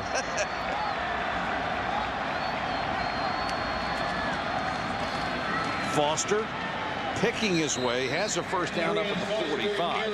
This is the challenge to Tennessee. You've been hit in the mouth twice here in the third quarter. They've cut it from 21-0 to 21-14. You've got to respond. You have to respond, but you have to respond with the knowledge that, hey, we're still winning the game. We're not behind. Yes, they've made a little comeback. They've made a run, but we're still the team winning. Let's keep our aggressiveness, and let's make an answer. And that's why you like having a senior quarterback like Eric Ainge right now to run the show. Ainge looks to the sideline for the play. He's had great protection tonight. Ainge throws. That one's too high. Boy, and that could have easily been a penalty. Tried to hold him up at the end. Got his helmet right in the chest. You love Cook's aggressiveness, but that could have been another big mistake for South Carolina. Kind of thing that just killed him in the first half. Coker is in at tailback on 2nd and 10. South Carolina showing man free. Man coverage with a free safety. Ainge throws underneath. That's complete for a first down to the 42-yard line. See, there was a play called, and then Eric Ainge stopped and looked to the sidelines, and he saw free safety, single coverage everywhere right here. So he worked this route right here. And he threw it before the free safety could be a factor. He knew what he had coverage-wise. He stuck it in there before the safety could be any help, and a first down for the Volunteers. Austin Rogers made the catch, and Coker made a great block on Norwood so Ainge could throw the ball. Taylor. Boy, Norwood, what a solid tackle. Recoveries. He scored a couple touchdowns against Kentucky. Big play guy. 260-pounder who can move in space. You don't get a lot of those. Ainge. Flag is down. Well, late flag, too. Sure was. The only thing I'm thinking that might have been was a lineman downfield, possibly, because of where the flag came from. Get away with it, but he didn't. and it's 2nd and 23. It's a huge turnaround. They were in field goal range with the completion. Ainge again, great protection. Throws over the middle, and that one was complete to Gerald Jones, only his 3rd catch of the year. He is just coming back from an arm injury, and what a strike from Ainge. Yeah, just beautiful throw on rhythm. Watch Eric Ainge as he goes back. Here's what he sees. Watch right there now. He sees an opening in between those linebackers, and that's where he throws the ball. He throws it to a spot and lets his receiver run to that open spot. South Carolina came into this game leading the nation in pass defense. And Ainge has had a pretty good night against them. That is the end of the 3rd quarter. Now we've got a close ball game with 15 minutes to go from Knoxville. It's 21-14.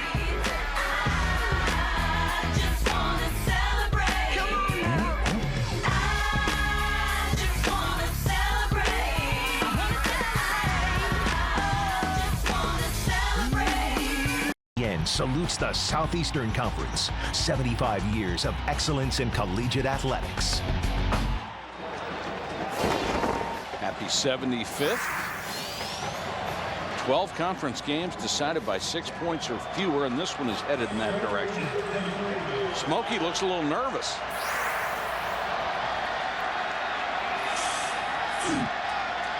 Big 3rd down here. Ainge goes to the shotgun. Blitz coming. Ainge throws underneath, incomplete. Stewart got a hand on it. Good defensive play. It was intended for Cottom, the tight end. Now 4th and 3 from here, about a 50-yard field goal if you want to try that. No sign of the kicking unit. This is that area where it's pretty easy to go on 4th down. If you punt, the ball goes to the end zone. You only pick up 14 yards. So not much to lose. Just inside the 31 is the yard to make.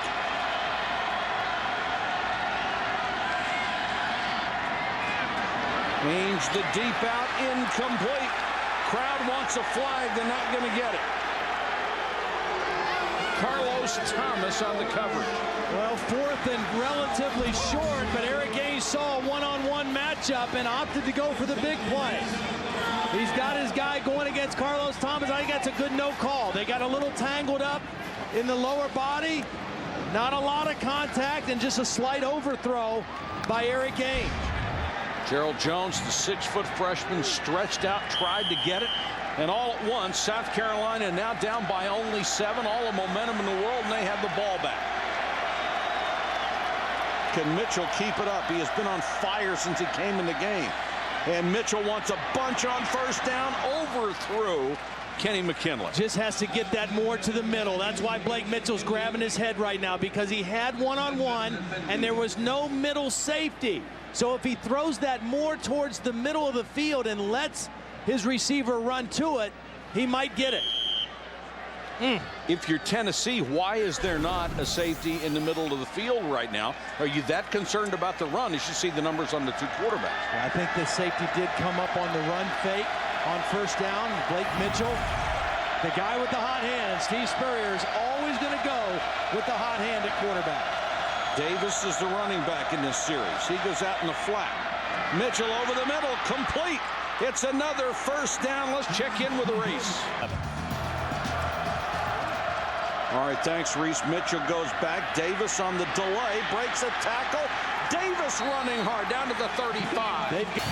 And the beauty of being only 7 down here to start the 4th quarter is that Steve Spurrier can run and pass. They can stay in the I formation. They can go play action and have a little better pass protection and also run the football. Total dominance by South Carolina here in the 2nd half after they were shut out in the 1st.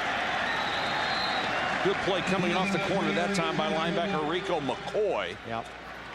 McCoy and Gerard Mayo are the 2 guys that have played really consistently for this defense, even though their numbers as a team have not been all that good. Those 2 linebackers have played well all season. That time McCoy just beat the block of the fullback Stafford and made a play in the backfield.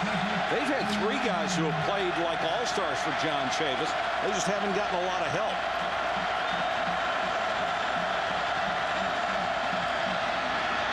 Mitchell with time again underneath.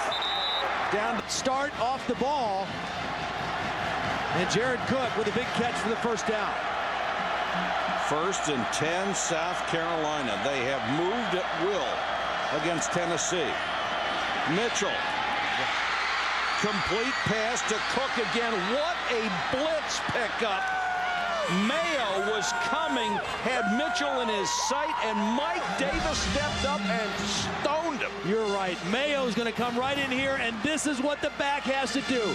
Make the collision, give the quarterback time. Boom! Take him on, chest high, knock him down, let the quarterback have vision down the field. That is a sensational play. Davis gets the carry, hit and taken down. If you go back to that last play, not only does he have to recognize that immediately, he's got to get around his quarterback without interfering with him and then sacrifice himself to make that play. As long as the quarterback is under the center, that's why sometimes if you anticipate that blitz, you move that back up so that he's already in front of you. But they didn't do that. That really required Davis to get there quickly and then have the strength to take on the blitz. That was as good a block by a back as you will ever see.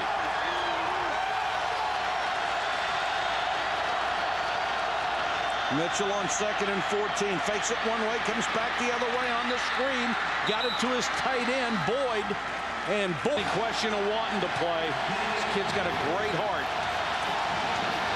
South Carolina, how impressive has this been in his second half? Blake Mitchell, the offensive line, everybody. Kenny McKinley making big plays. Big third down here now, play clock inside of 5. Mitchell with time to the end zone. Touchdown, McKinley. Are you kidding?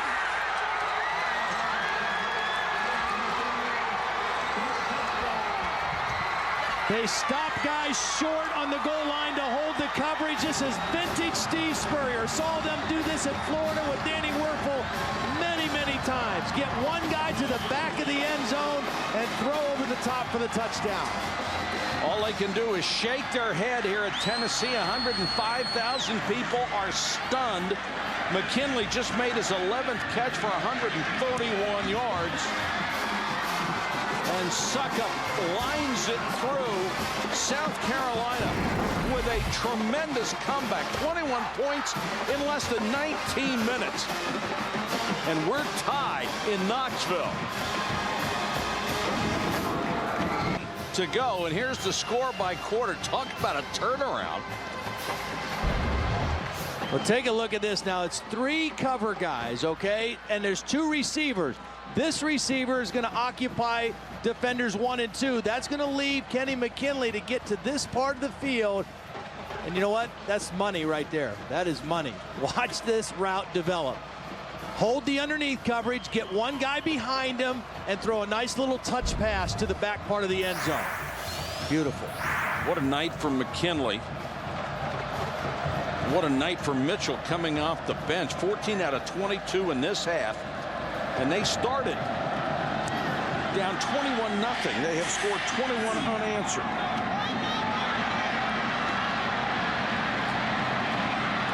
Coker wants to reverse his field, looking for a block. Down to the 34. We'll take you back to the last meeting in Knoxville for tonight's good hand flashback. Josh Brown hit it from 49 yards out. South Carolina got its only win ever in Knoxville, 16-15. The first thing you do, you don't panic, and you count on your quarterback, a veteran, to make some plays for you. Ainge will go to the shotgun on 2nd and 10.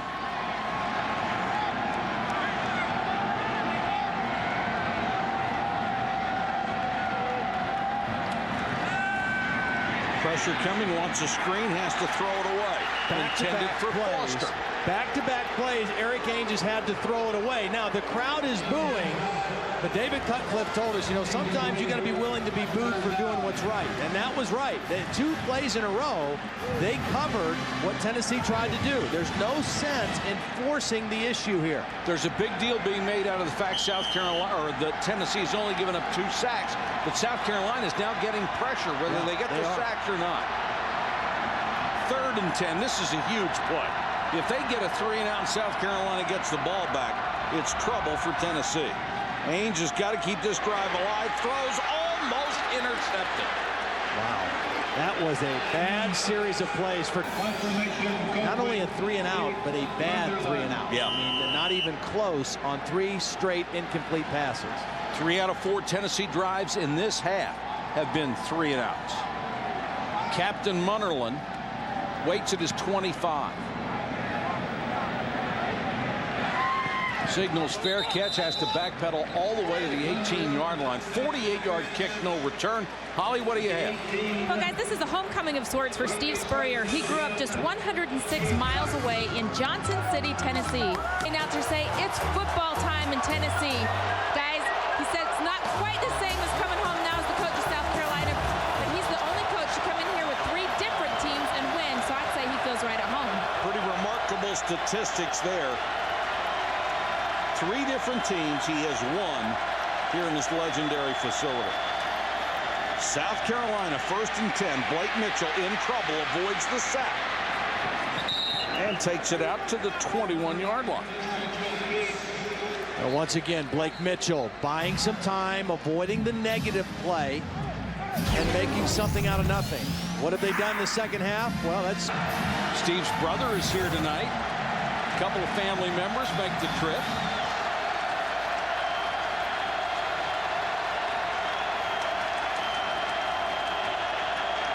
Tennessee showing blitz. South Carolina's blocked them very well here in the second half. Over the or Tony Pena, an announcement expected on Tuesday. Sports Center after the game. College football final follows that. Stay current with ESPN News. 3rd and short. McKinley makes another catch, turns it into a 1st down and more. Struggle. They're not struggling right now. What was it? 7 sacks last week they gave up?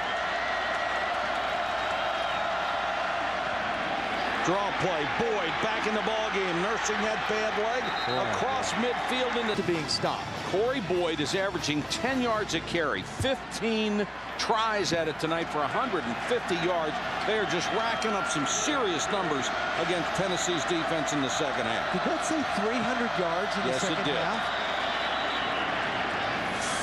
Now, the way the rule reads, if a player is in the neutral zone and draws the offense offside, the penalty is on the defense. That's what it appeared to be.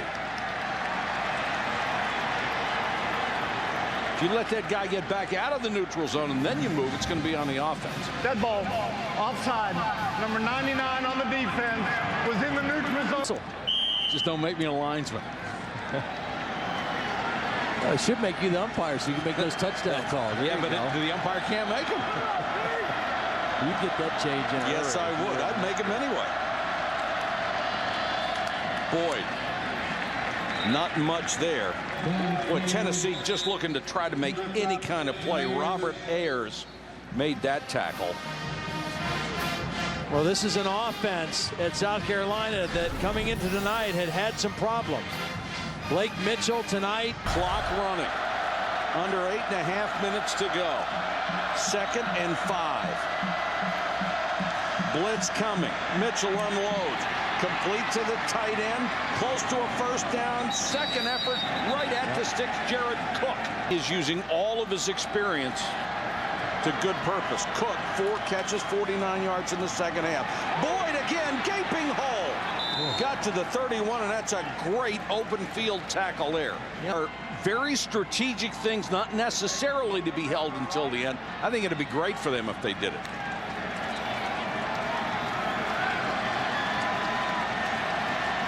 South Carolina has been overwhelming on both sides of the ball in the second half. Mitchell. How did Boyd get that one? Got out of a pile, and Boyd to the 20. Beaten winning in Kyle Field. All right, Reese, and we have a remarkable comeback story here. Boyd limped off. Davis is back in as the tailback. Remember, Boyd had that bad leg earlier. Davis on the draw. 20, breaks a tackle. Just gassed. Ball's loose. Did a whistle blow or not? No signal. Now it's Tennessee's ball. Now it's ruled a fumble, so they can review this and determine whether the call stands.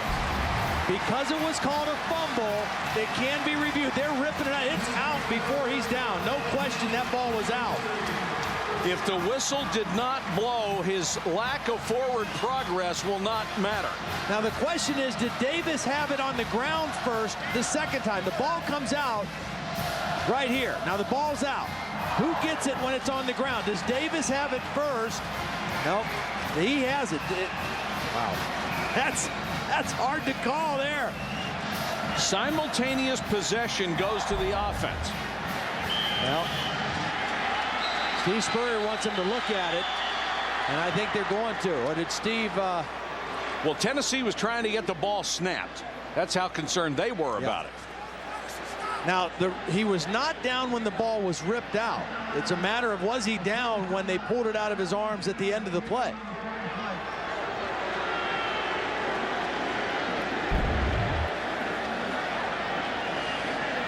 It was ruled on the field that Tennessee had recovered, so it's going to have to be indisputable that South Carolina got it back.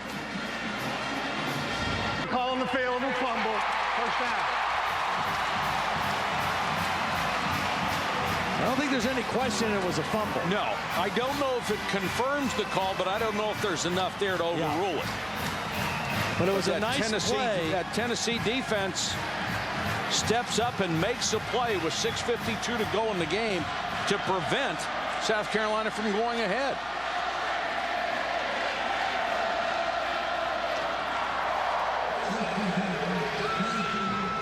And that was a challenge by Steve Spurrier to review that, and because it didn't go in his favor, not only does he lose it, but he loses a timeout. So South Carolina down to their final timeout here with 6:52 left. It's the only mistake they've made in this half, and it could cost them the ball game. Ames draw play to Foster. The South Carolina defense has stood tall the entire second half. Tennessee still has to do something offensively. They have been complacent, and they've allowed this South Carolina team to take control of the game, to take control of the momentum. 67 yards in total offense in the second half. And look at the play domination, 44-18. Tennessee's defense has got to be totally gassed right now. Haynes, flanker screen, nothing doing. A play by Monroe. 3rd and 10 for Tennessee. 10 tackles for Munnerlyn as a corner. 4 of 12 on 3rd down tonight against this South Carolina defense.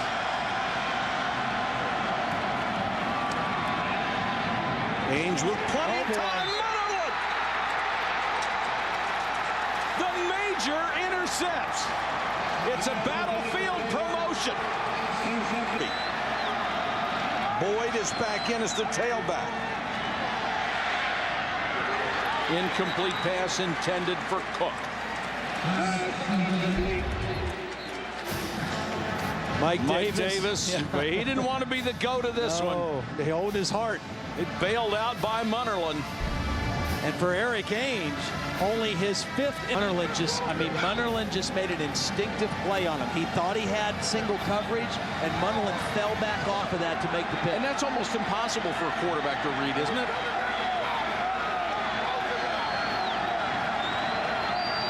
Mitchell has been lights out in the second half, under pressure. Throws incomplete. There is a flag down. If this is a hold, it takes them back out of field goal range. Sure does, and that's right in the area where the flag came down. And the offensive line for the Gamecocks had been so good in the second half.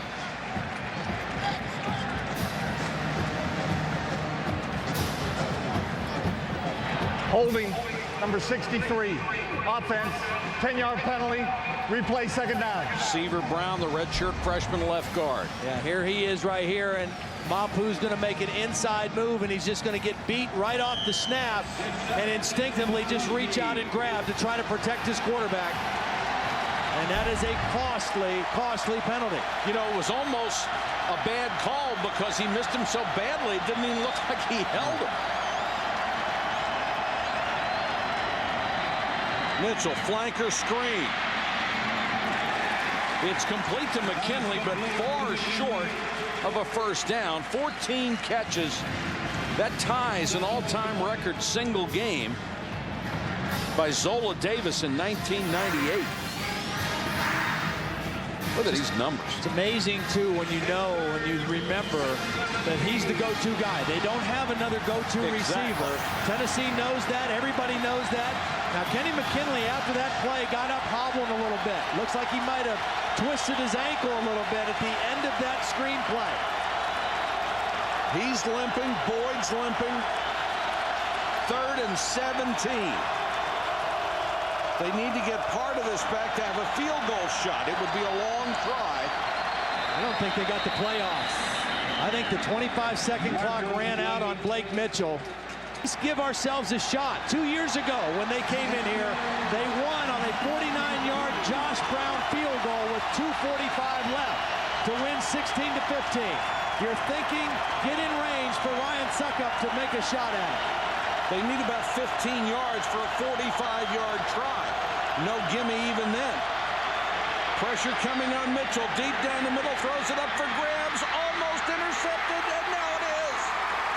Now that is the one thing you cannot do if you're Blake Mitchell.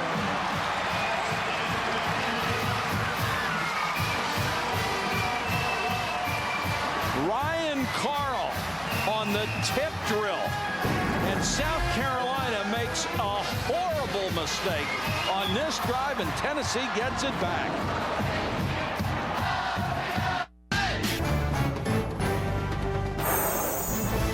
ESPN's College Football Primetime is presented by Hampton Hotels. At Hampton, we love having you here. And in part by Chevy, an American Revolution. Welcome back to Knoxville, Tennessee. Just another lousy Saturday night ESPN college football game. 21 all with 4:05 to go. Tennessee starts from its 17. Ainge out in the flat, picks up 3. That's it. And a horrible mistake by South Carolina killed that last drive. Well, it really did. And Blake Mitchell, all second half, has done a nice job eluding pressure and making a play, but he's backed away from pressure to throw underneath. Right now, he's got to throw here and just take his chances. Instead, he tries to work it to McKinley, but he throws late down the middle of the field. You never throw late down the middle, because that happens. The ball gets knocked around. Ryan Carl comes up with the interception. And Munnerlyn is down for South Carolina. Doesn't try to capitalize on that again. The freshman, Addison Williams, is in the game. He's down here. Ainge. Well, it just had nowhere to go with it. A terrific coverage by South Carolina. Coverage, pressure forces him out. Eric Norwood, some guys play great 2 plays and then they take a play off, or 2 plays off. This guy doesn't take any plays off. And Tennessee has taken no time off the clock, and they face a 3rd down here, trying to keep the drive alive. Blitz coming. Ainge hangs in there and throws high, incomplete. It'll be 4th and 6. You know, he threw high, but the coverage was so good. I mean, that was Addison Williams, the true freshman out of Atlanta, Georgia, covering the crossing route, and he was right in the hip pocket of the intended receiver. And Ainge really didn't have a good shot to get the ball in there.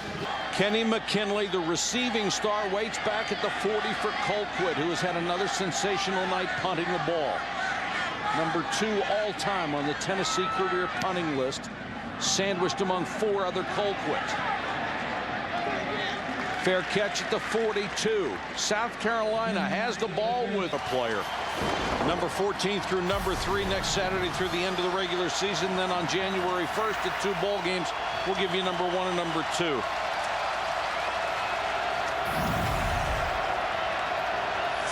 Mitchell from the shotgun. Blitz coming. Mitchell throws underneath, complete. All right, Reese, and this is for control of the SEC East. The team that wins this game will control its own destiny. Boyd on the draw.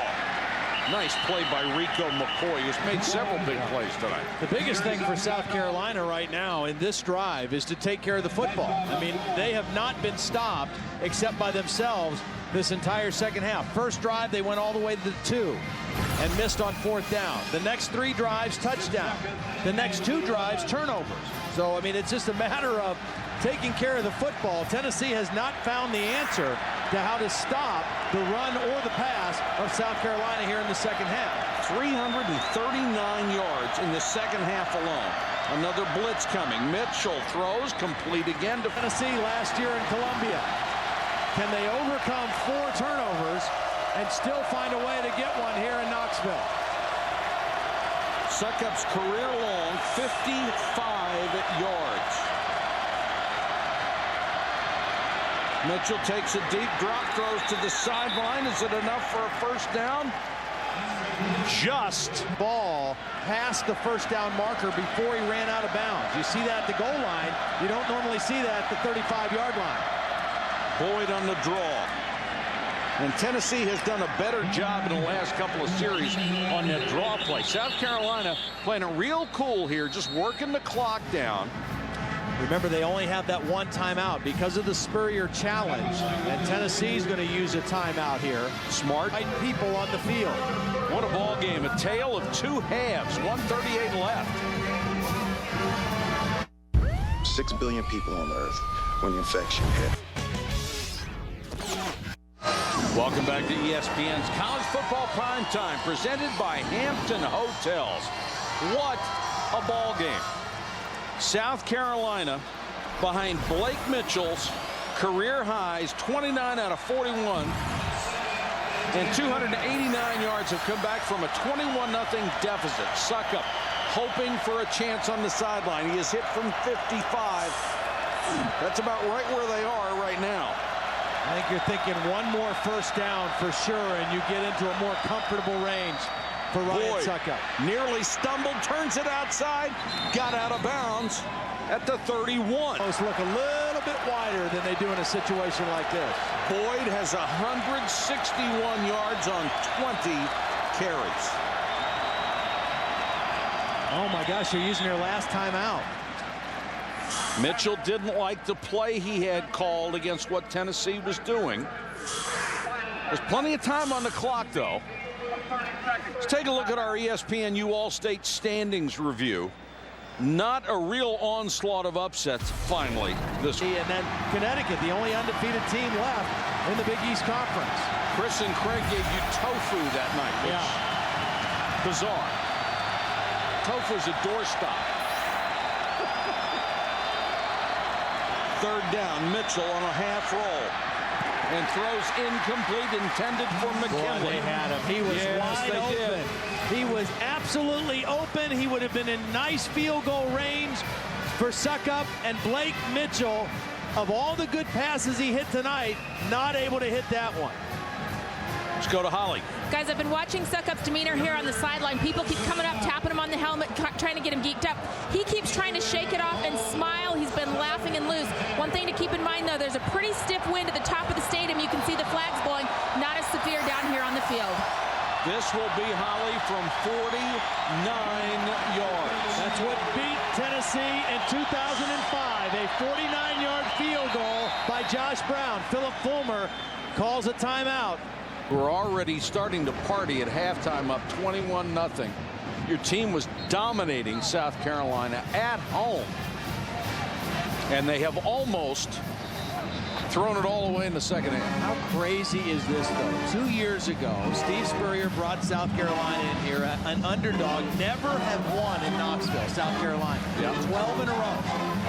And with 2 minutes and 40 seconds left, Josh Brown kicked a 49-yard field goal to win. Here they are 2 years later, back in Knoxville with 1:30 left in the game. And Ryan Succop with a chance to win it with a 49-yard, or at least put them in the lead. Spurrier's a guy who finds a way to get it done. He always has, probably always will. Succop to take the lead from 49 yards.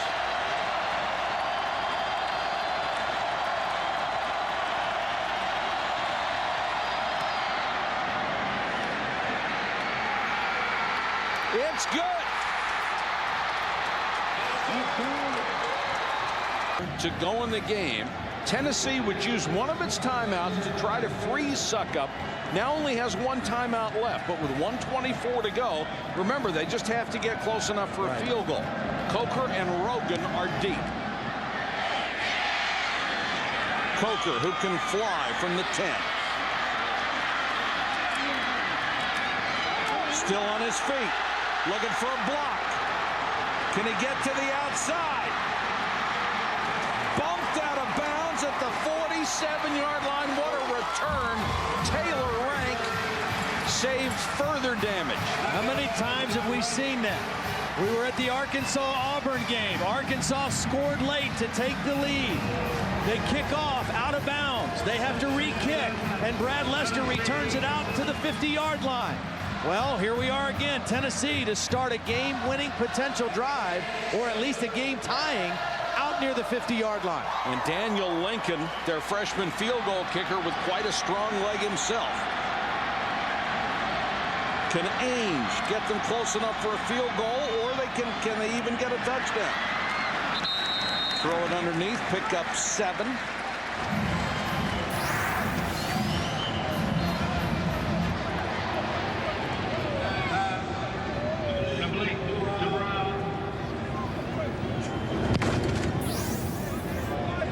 And one of the Tennessee players is hurt. Winner of this game will be in control. Georgia shocked Florida this afternoon. South Carolina and Tennessee each with 2 losses.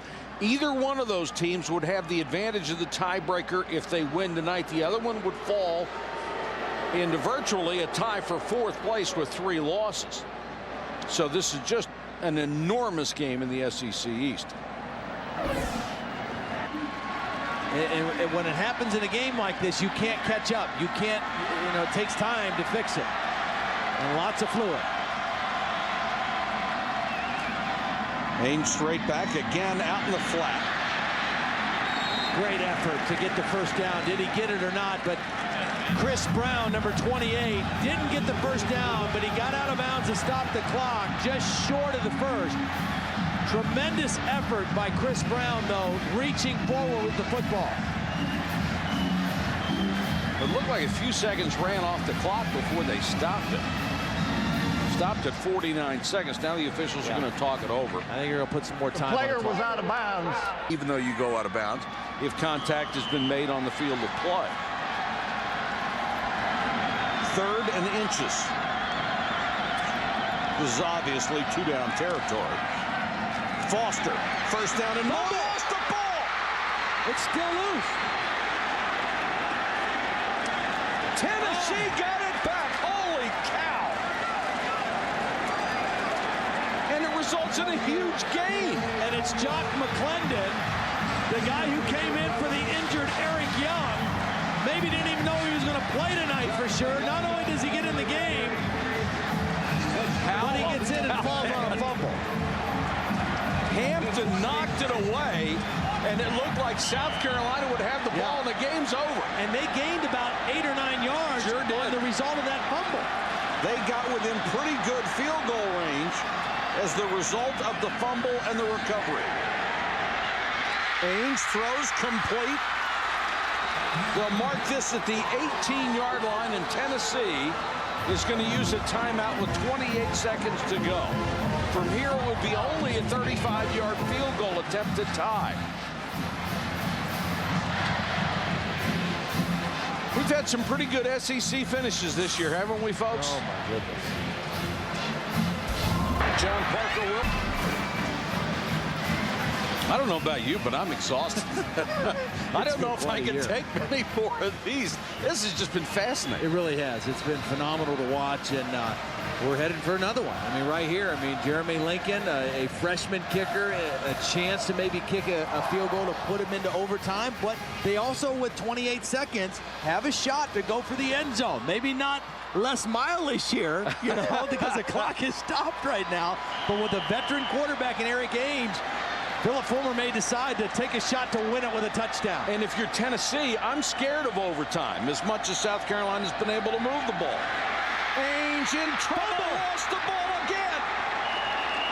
Oh, my goodness. For only the third And they time have no this year. timeouts. He's got to spike the ball to kill the clock right here. That's only the third sack of the year. Now Ainge has got to spike it. He does with 9 seconds left, and here comes the field goal team.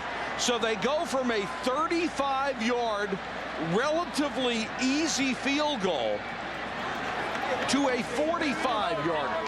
Casper Brinkley with the huge sack of Eric Ainge. What a That time to knocks him get back. one, huh? Unbelievable. You go a whole game and not put the quarterback on his back, and when it matters the most, you get him. Lincoln has missed from 51. This will be from 43 to tie it. Man, oh man. Flag is down. The ball is hooked wide left. I think it's going to come back 5 more yards. I think instead of a 43-yard attempt, it's going to be a 48. Prior to the snap, false start. Offense, 5-yard penalty, remains 4th down. And Lincoln is extremely grateful that there was a penalty on that play because he shanked that one. He didn't get a good kick on that one. Now, the thing you're concerned a little bit about with Jeremy Lincoln, or Daniel Lincoln, a longer kick. Try to drive that ball, may not get the height that you need all the time. The longer the kick. Ryan Suckup didn't have that problem on his kick, got immediate lift and drilled it. Will Daniel Lincoln be able to do the same thing here for Tennessee? Got a big smile on his face. That was the best penalty Tennessee has drawn tonight. Gives him a second opportunity from 48 yards.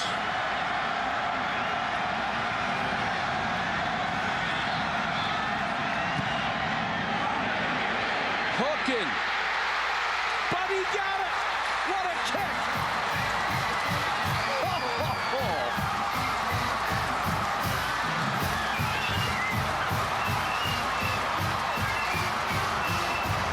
Is this good or what?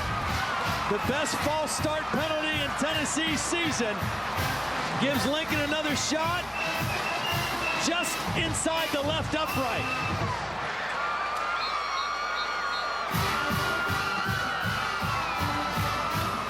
Plenty of distance. He knocked it through. And Philip Fulmer's got a new life. But the play of the drive after the fumble by Foster, it looked like the game was over. Nobody gets it for South Carolina. Who falls on it? Jock McClendon, the backup offensive lineman who was in the game for the injured Eric Young, secures the football. It's great and gives hustle. Tennessee a chance. Great hustle. Yes, sir, big fella.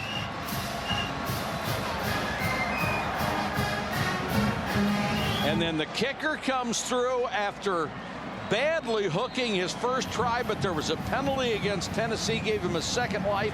And freshman Daniel Lincoln came through in the clutch, just the way Suckup had for South Carolina. We're tied at 24 with 5 seconds left to go. Here's the squib. It's a live football. Now, you don't think that was big? If Tennessee recovers that ball, there's still 4 seconds on the clock because the clock doesn't start until it's touched by somebody. Right. Live football. Jeez. And South Carolina is going to take it to overtime. And I'm going to have to think about what's going on in Britney Spears' life before we come back. I wonder if she's watching tonight. She got a new double wide, I heard. We'll be back in a minute.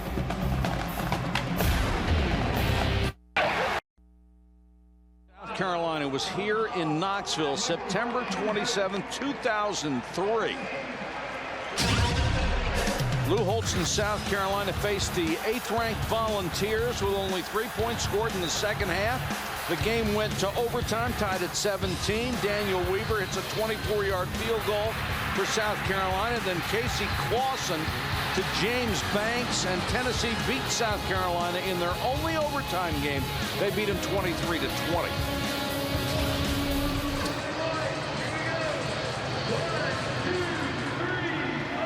Anybody have the advantage going here, do you think? Well, the only thing I would say why I think Tennessee might have an advantage right here is that Captain Munnerlyn is still not on the field. Had that cramp problem. That means that he's on the sideline. Addison Williams, number 7, is in the game as the other starting corner for South Carolina right now. Ainge goes to the shotgun. Foster in motion out of the backfield. Now he's a flanker. Ainge throws short, tipped and incomplete. And that was knocked down by Marquis Hall. Let's go to Holly. Guys, Captain Munnerlyn ran into the locker room. Saw him struggling with what appeared to be cramps coming off the field at the end of regulation. Draw play. Coker has the first down at the 13-yard line. LaMarcus Coker with a good hard run picked up a dozen. I think at this point, too, if you're Tennessee, try the middle of that defense. That defense, it's a long game. It's overtime. You're bigger, you're stronger, more physical than they are up front.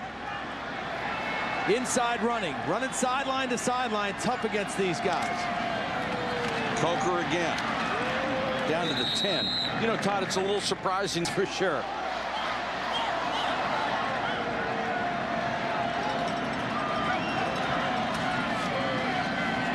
Ainge with good protection, throws underneath. That ball nearly came loose. And they're going to say it's down at the 10-yard line for Jeff Cottom. It was a good tackle by Cody Wells. Yeah. Cottom didn't think he was down.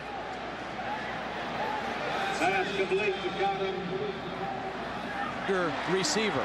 Good acting job by Cottom. He was trying to sell that. Big third down here.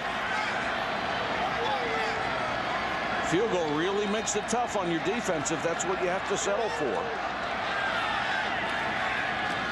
Pressure on Ainge up the middle, throws for the end zone, incomplete. A little too high intended for Rodgers for a 27-yard field goal attempt. Boy, and there's just disappointment on the first possession of overtime if all you get's 3. Yeah. Now you're really in jeopardy. And that's why you choose to play defense if you win the toss, because now you've got your options open. You know what you need to win or to tie. From near the left hash. Right through. Good job by Lincoln, and it's a 3-point lead for Tennessee. South Carolina will go from the 25-yard line going in the same direction. Both teams will go facing the same direction, and if they go to a second overtime, they'll flip ends and go the other way. What do you like for South Carolina's offense on this possession? Well, I think you stay with your balance. I think you know Blake Mitchell has been smart with the football. You still have Corey Boyd, who they have had a hard time tackling tonight. But I think you be aggressive. I don't think you play for the tie. And if I know Steve Spurrier, he's not thinking tie right now. He's thinking, what's the best way to end this thing? And let's get on the plane and head back to Columbia with a W. You saw Munnerlyn come in fresh from probably an IV. In the world. Fumbled it twice, still got it to Boyd. Boyd reverses his field. He's drilled back at the 30. Boy, they messed that one up. Well, Blake Mitchell just couldn't catch the ball. The ball came to him, and he bobbled it, dropped it. Look, good snap. Just bobble, drop, pick up, bobble. Oh, man, that could have been disastrous. Well, it didn't turn out too well. No matter what, they lost 5 yards.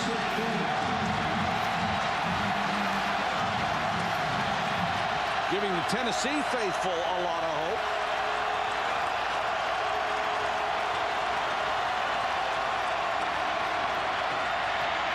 Mitchell with time, throws underneath, complete to Freddie Brown. Yardage back on second down, giving yourself a chance on third down. Boy, he's had the performance of his life tonight off the bench in relief of Chris Smelly.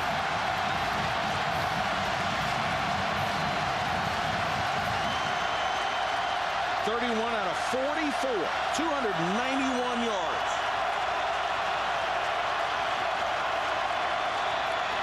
Pressure coming for the end zone.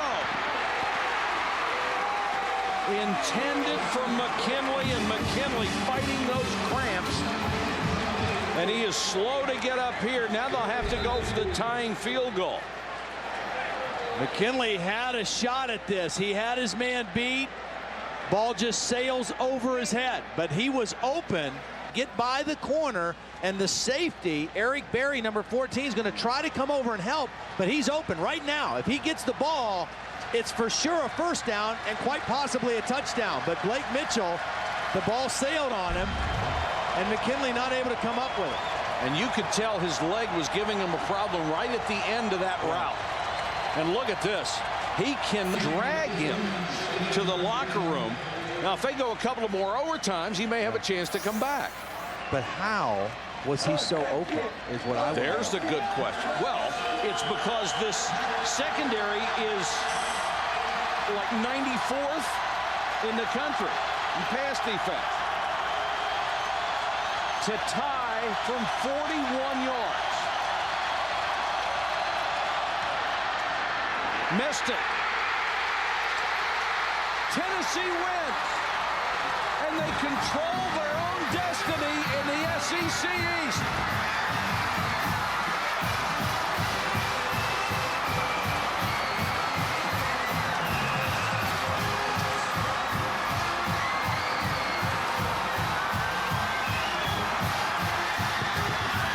What a killer for South Carolina. After a marvelous comeback, they lose it in overtime, 27-24. Here's Holly. Coach, you got your freshman in there to get it to overtime. What was going through your mind? My freshman kicker? Oh, yeah. Oh, he's had one heck of a year, man. It's just unbelievable. We jumped off sides and he hooks the damn thing, and then we get another shot at it. Unbelievable. Great effort by these kids. Tell us a little bit about that second drive there that drive there in overtime, what you guys were trying to do. We're trying to get a touchdown because we wasn't sure we were going to be able to stop them, but again, the kicker steps up and does a great job. These kids deserve this. We've had one heck of a struggle at different times getting things the way we wanted them, but they haven't quit. They have been really, really a gutsy group, and I love them to death. Coach, you guys lost the momentum in the second half. How did you hang on to even get it to overtime? I said to you coming off, I said we won't lose it, but God, we lost it, couldn't do anything offensively. Our defense, which is really beat up, hung in there great. I mean, they kept us in it. And when the wheel is good, when the wheel is there, you got a chance to be successful. It's been a great bunch of young men. All right, thanks, Coach. Holly, thanks very much. Let's go back to the field goal, and it was Suckup who hit the field goal that gave them a shot at overtime. Just hung this one out to the right and it never came back. Yeah, snap looked good, hold looked good, just pushed it right from the very beginning.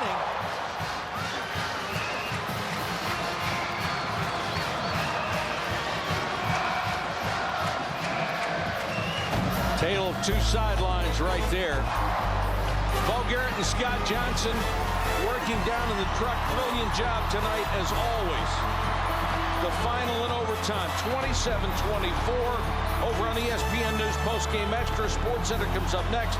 This has been a presentation of ESPN, the worldwide leader in sports. For Todd Blackledge, Holly Rowe, and our entire ESPN crew, this is Mike Patrick. Thanks for watching, everybody. Good night from Knoxville, Tennessee.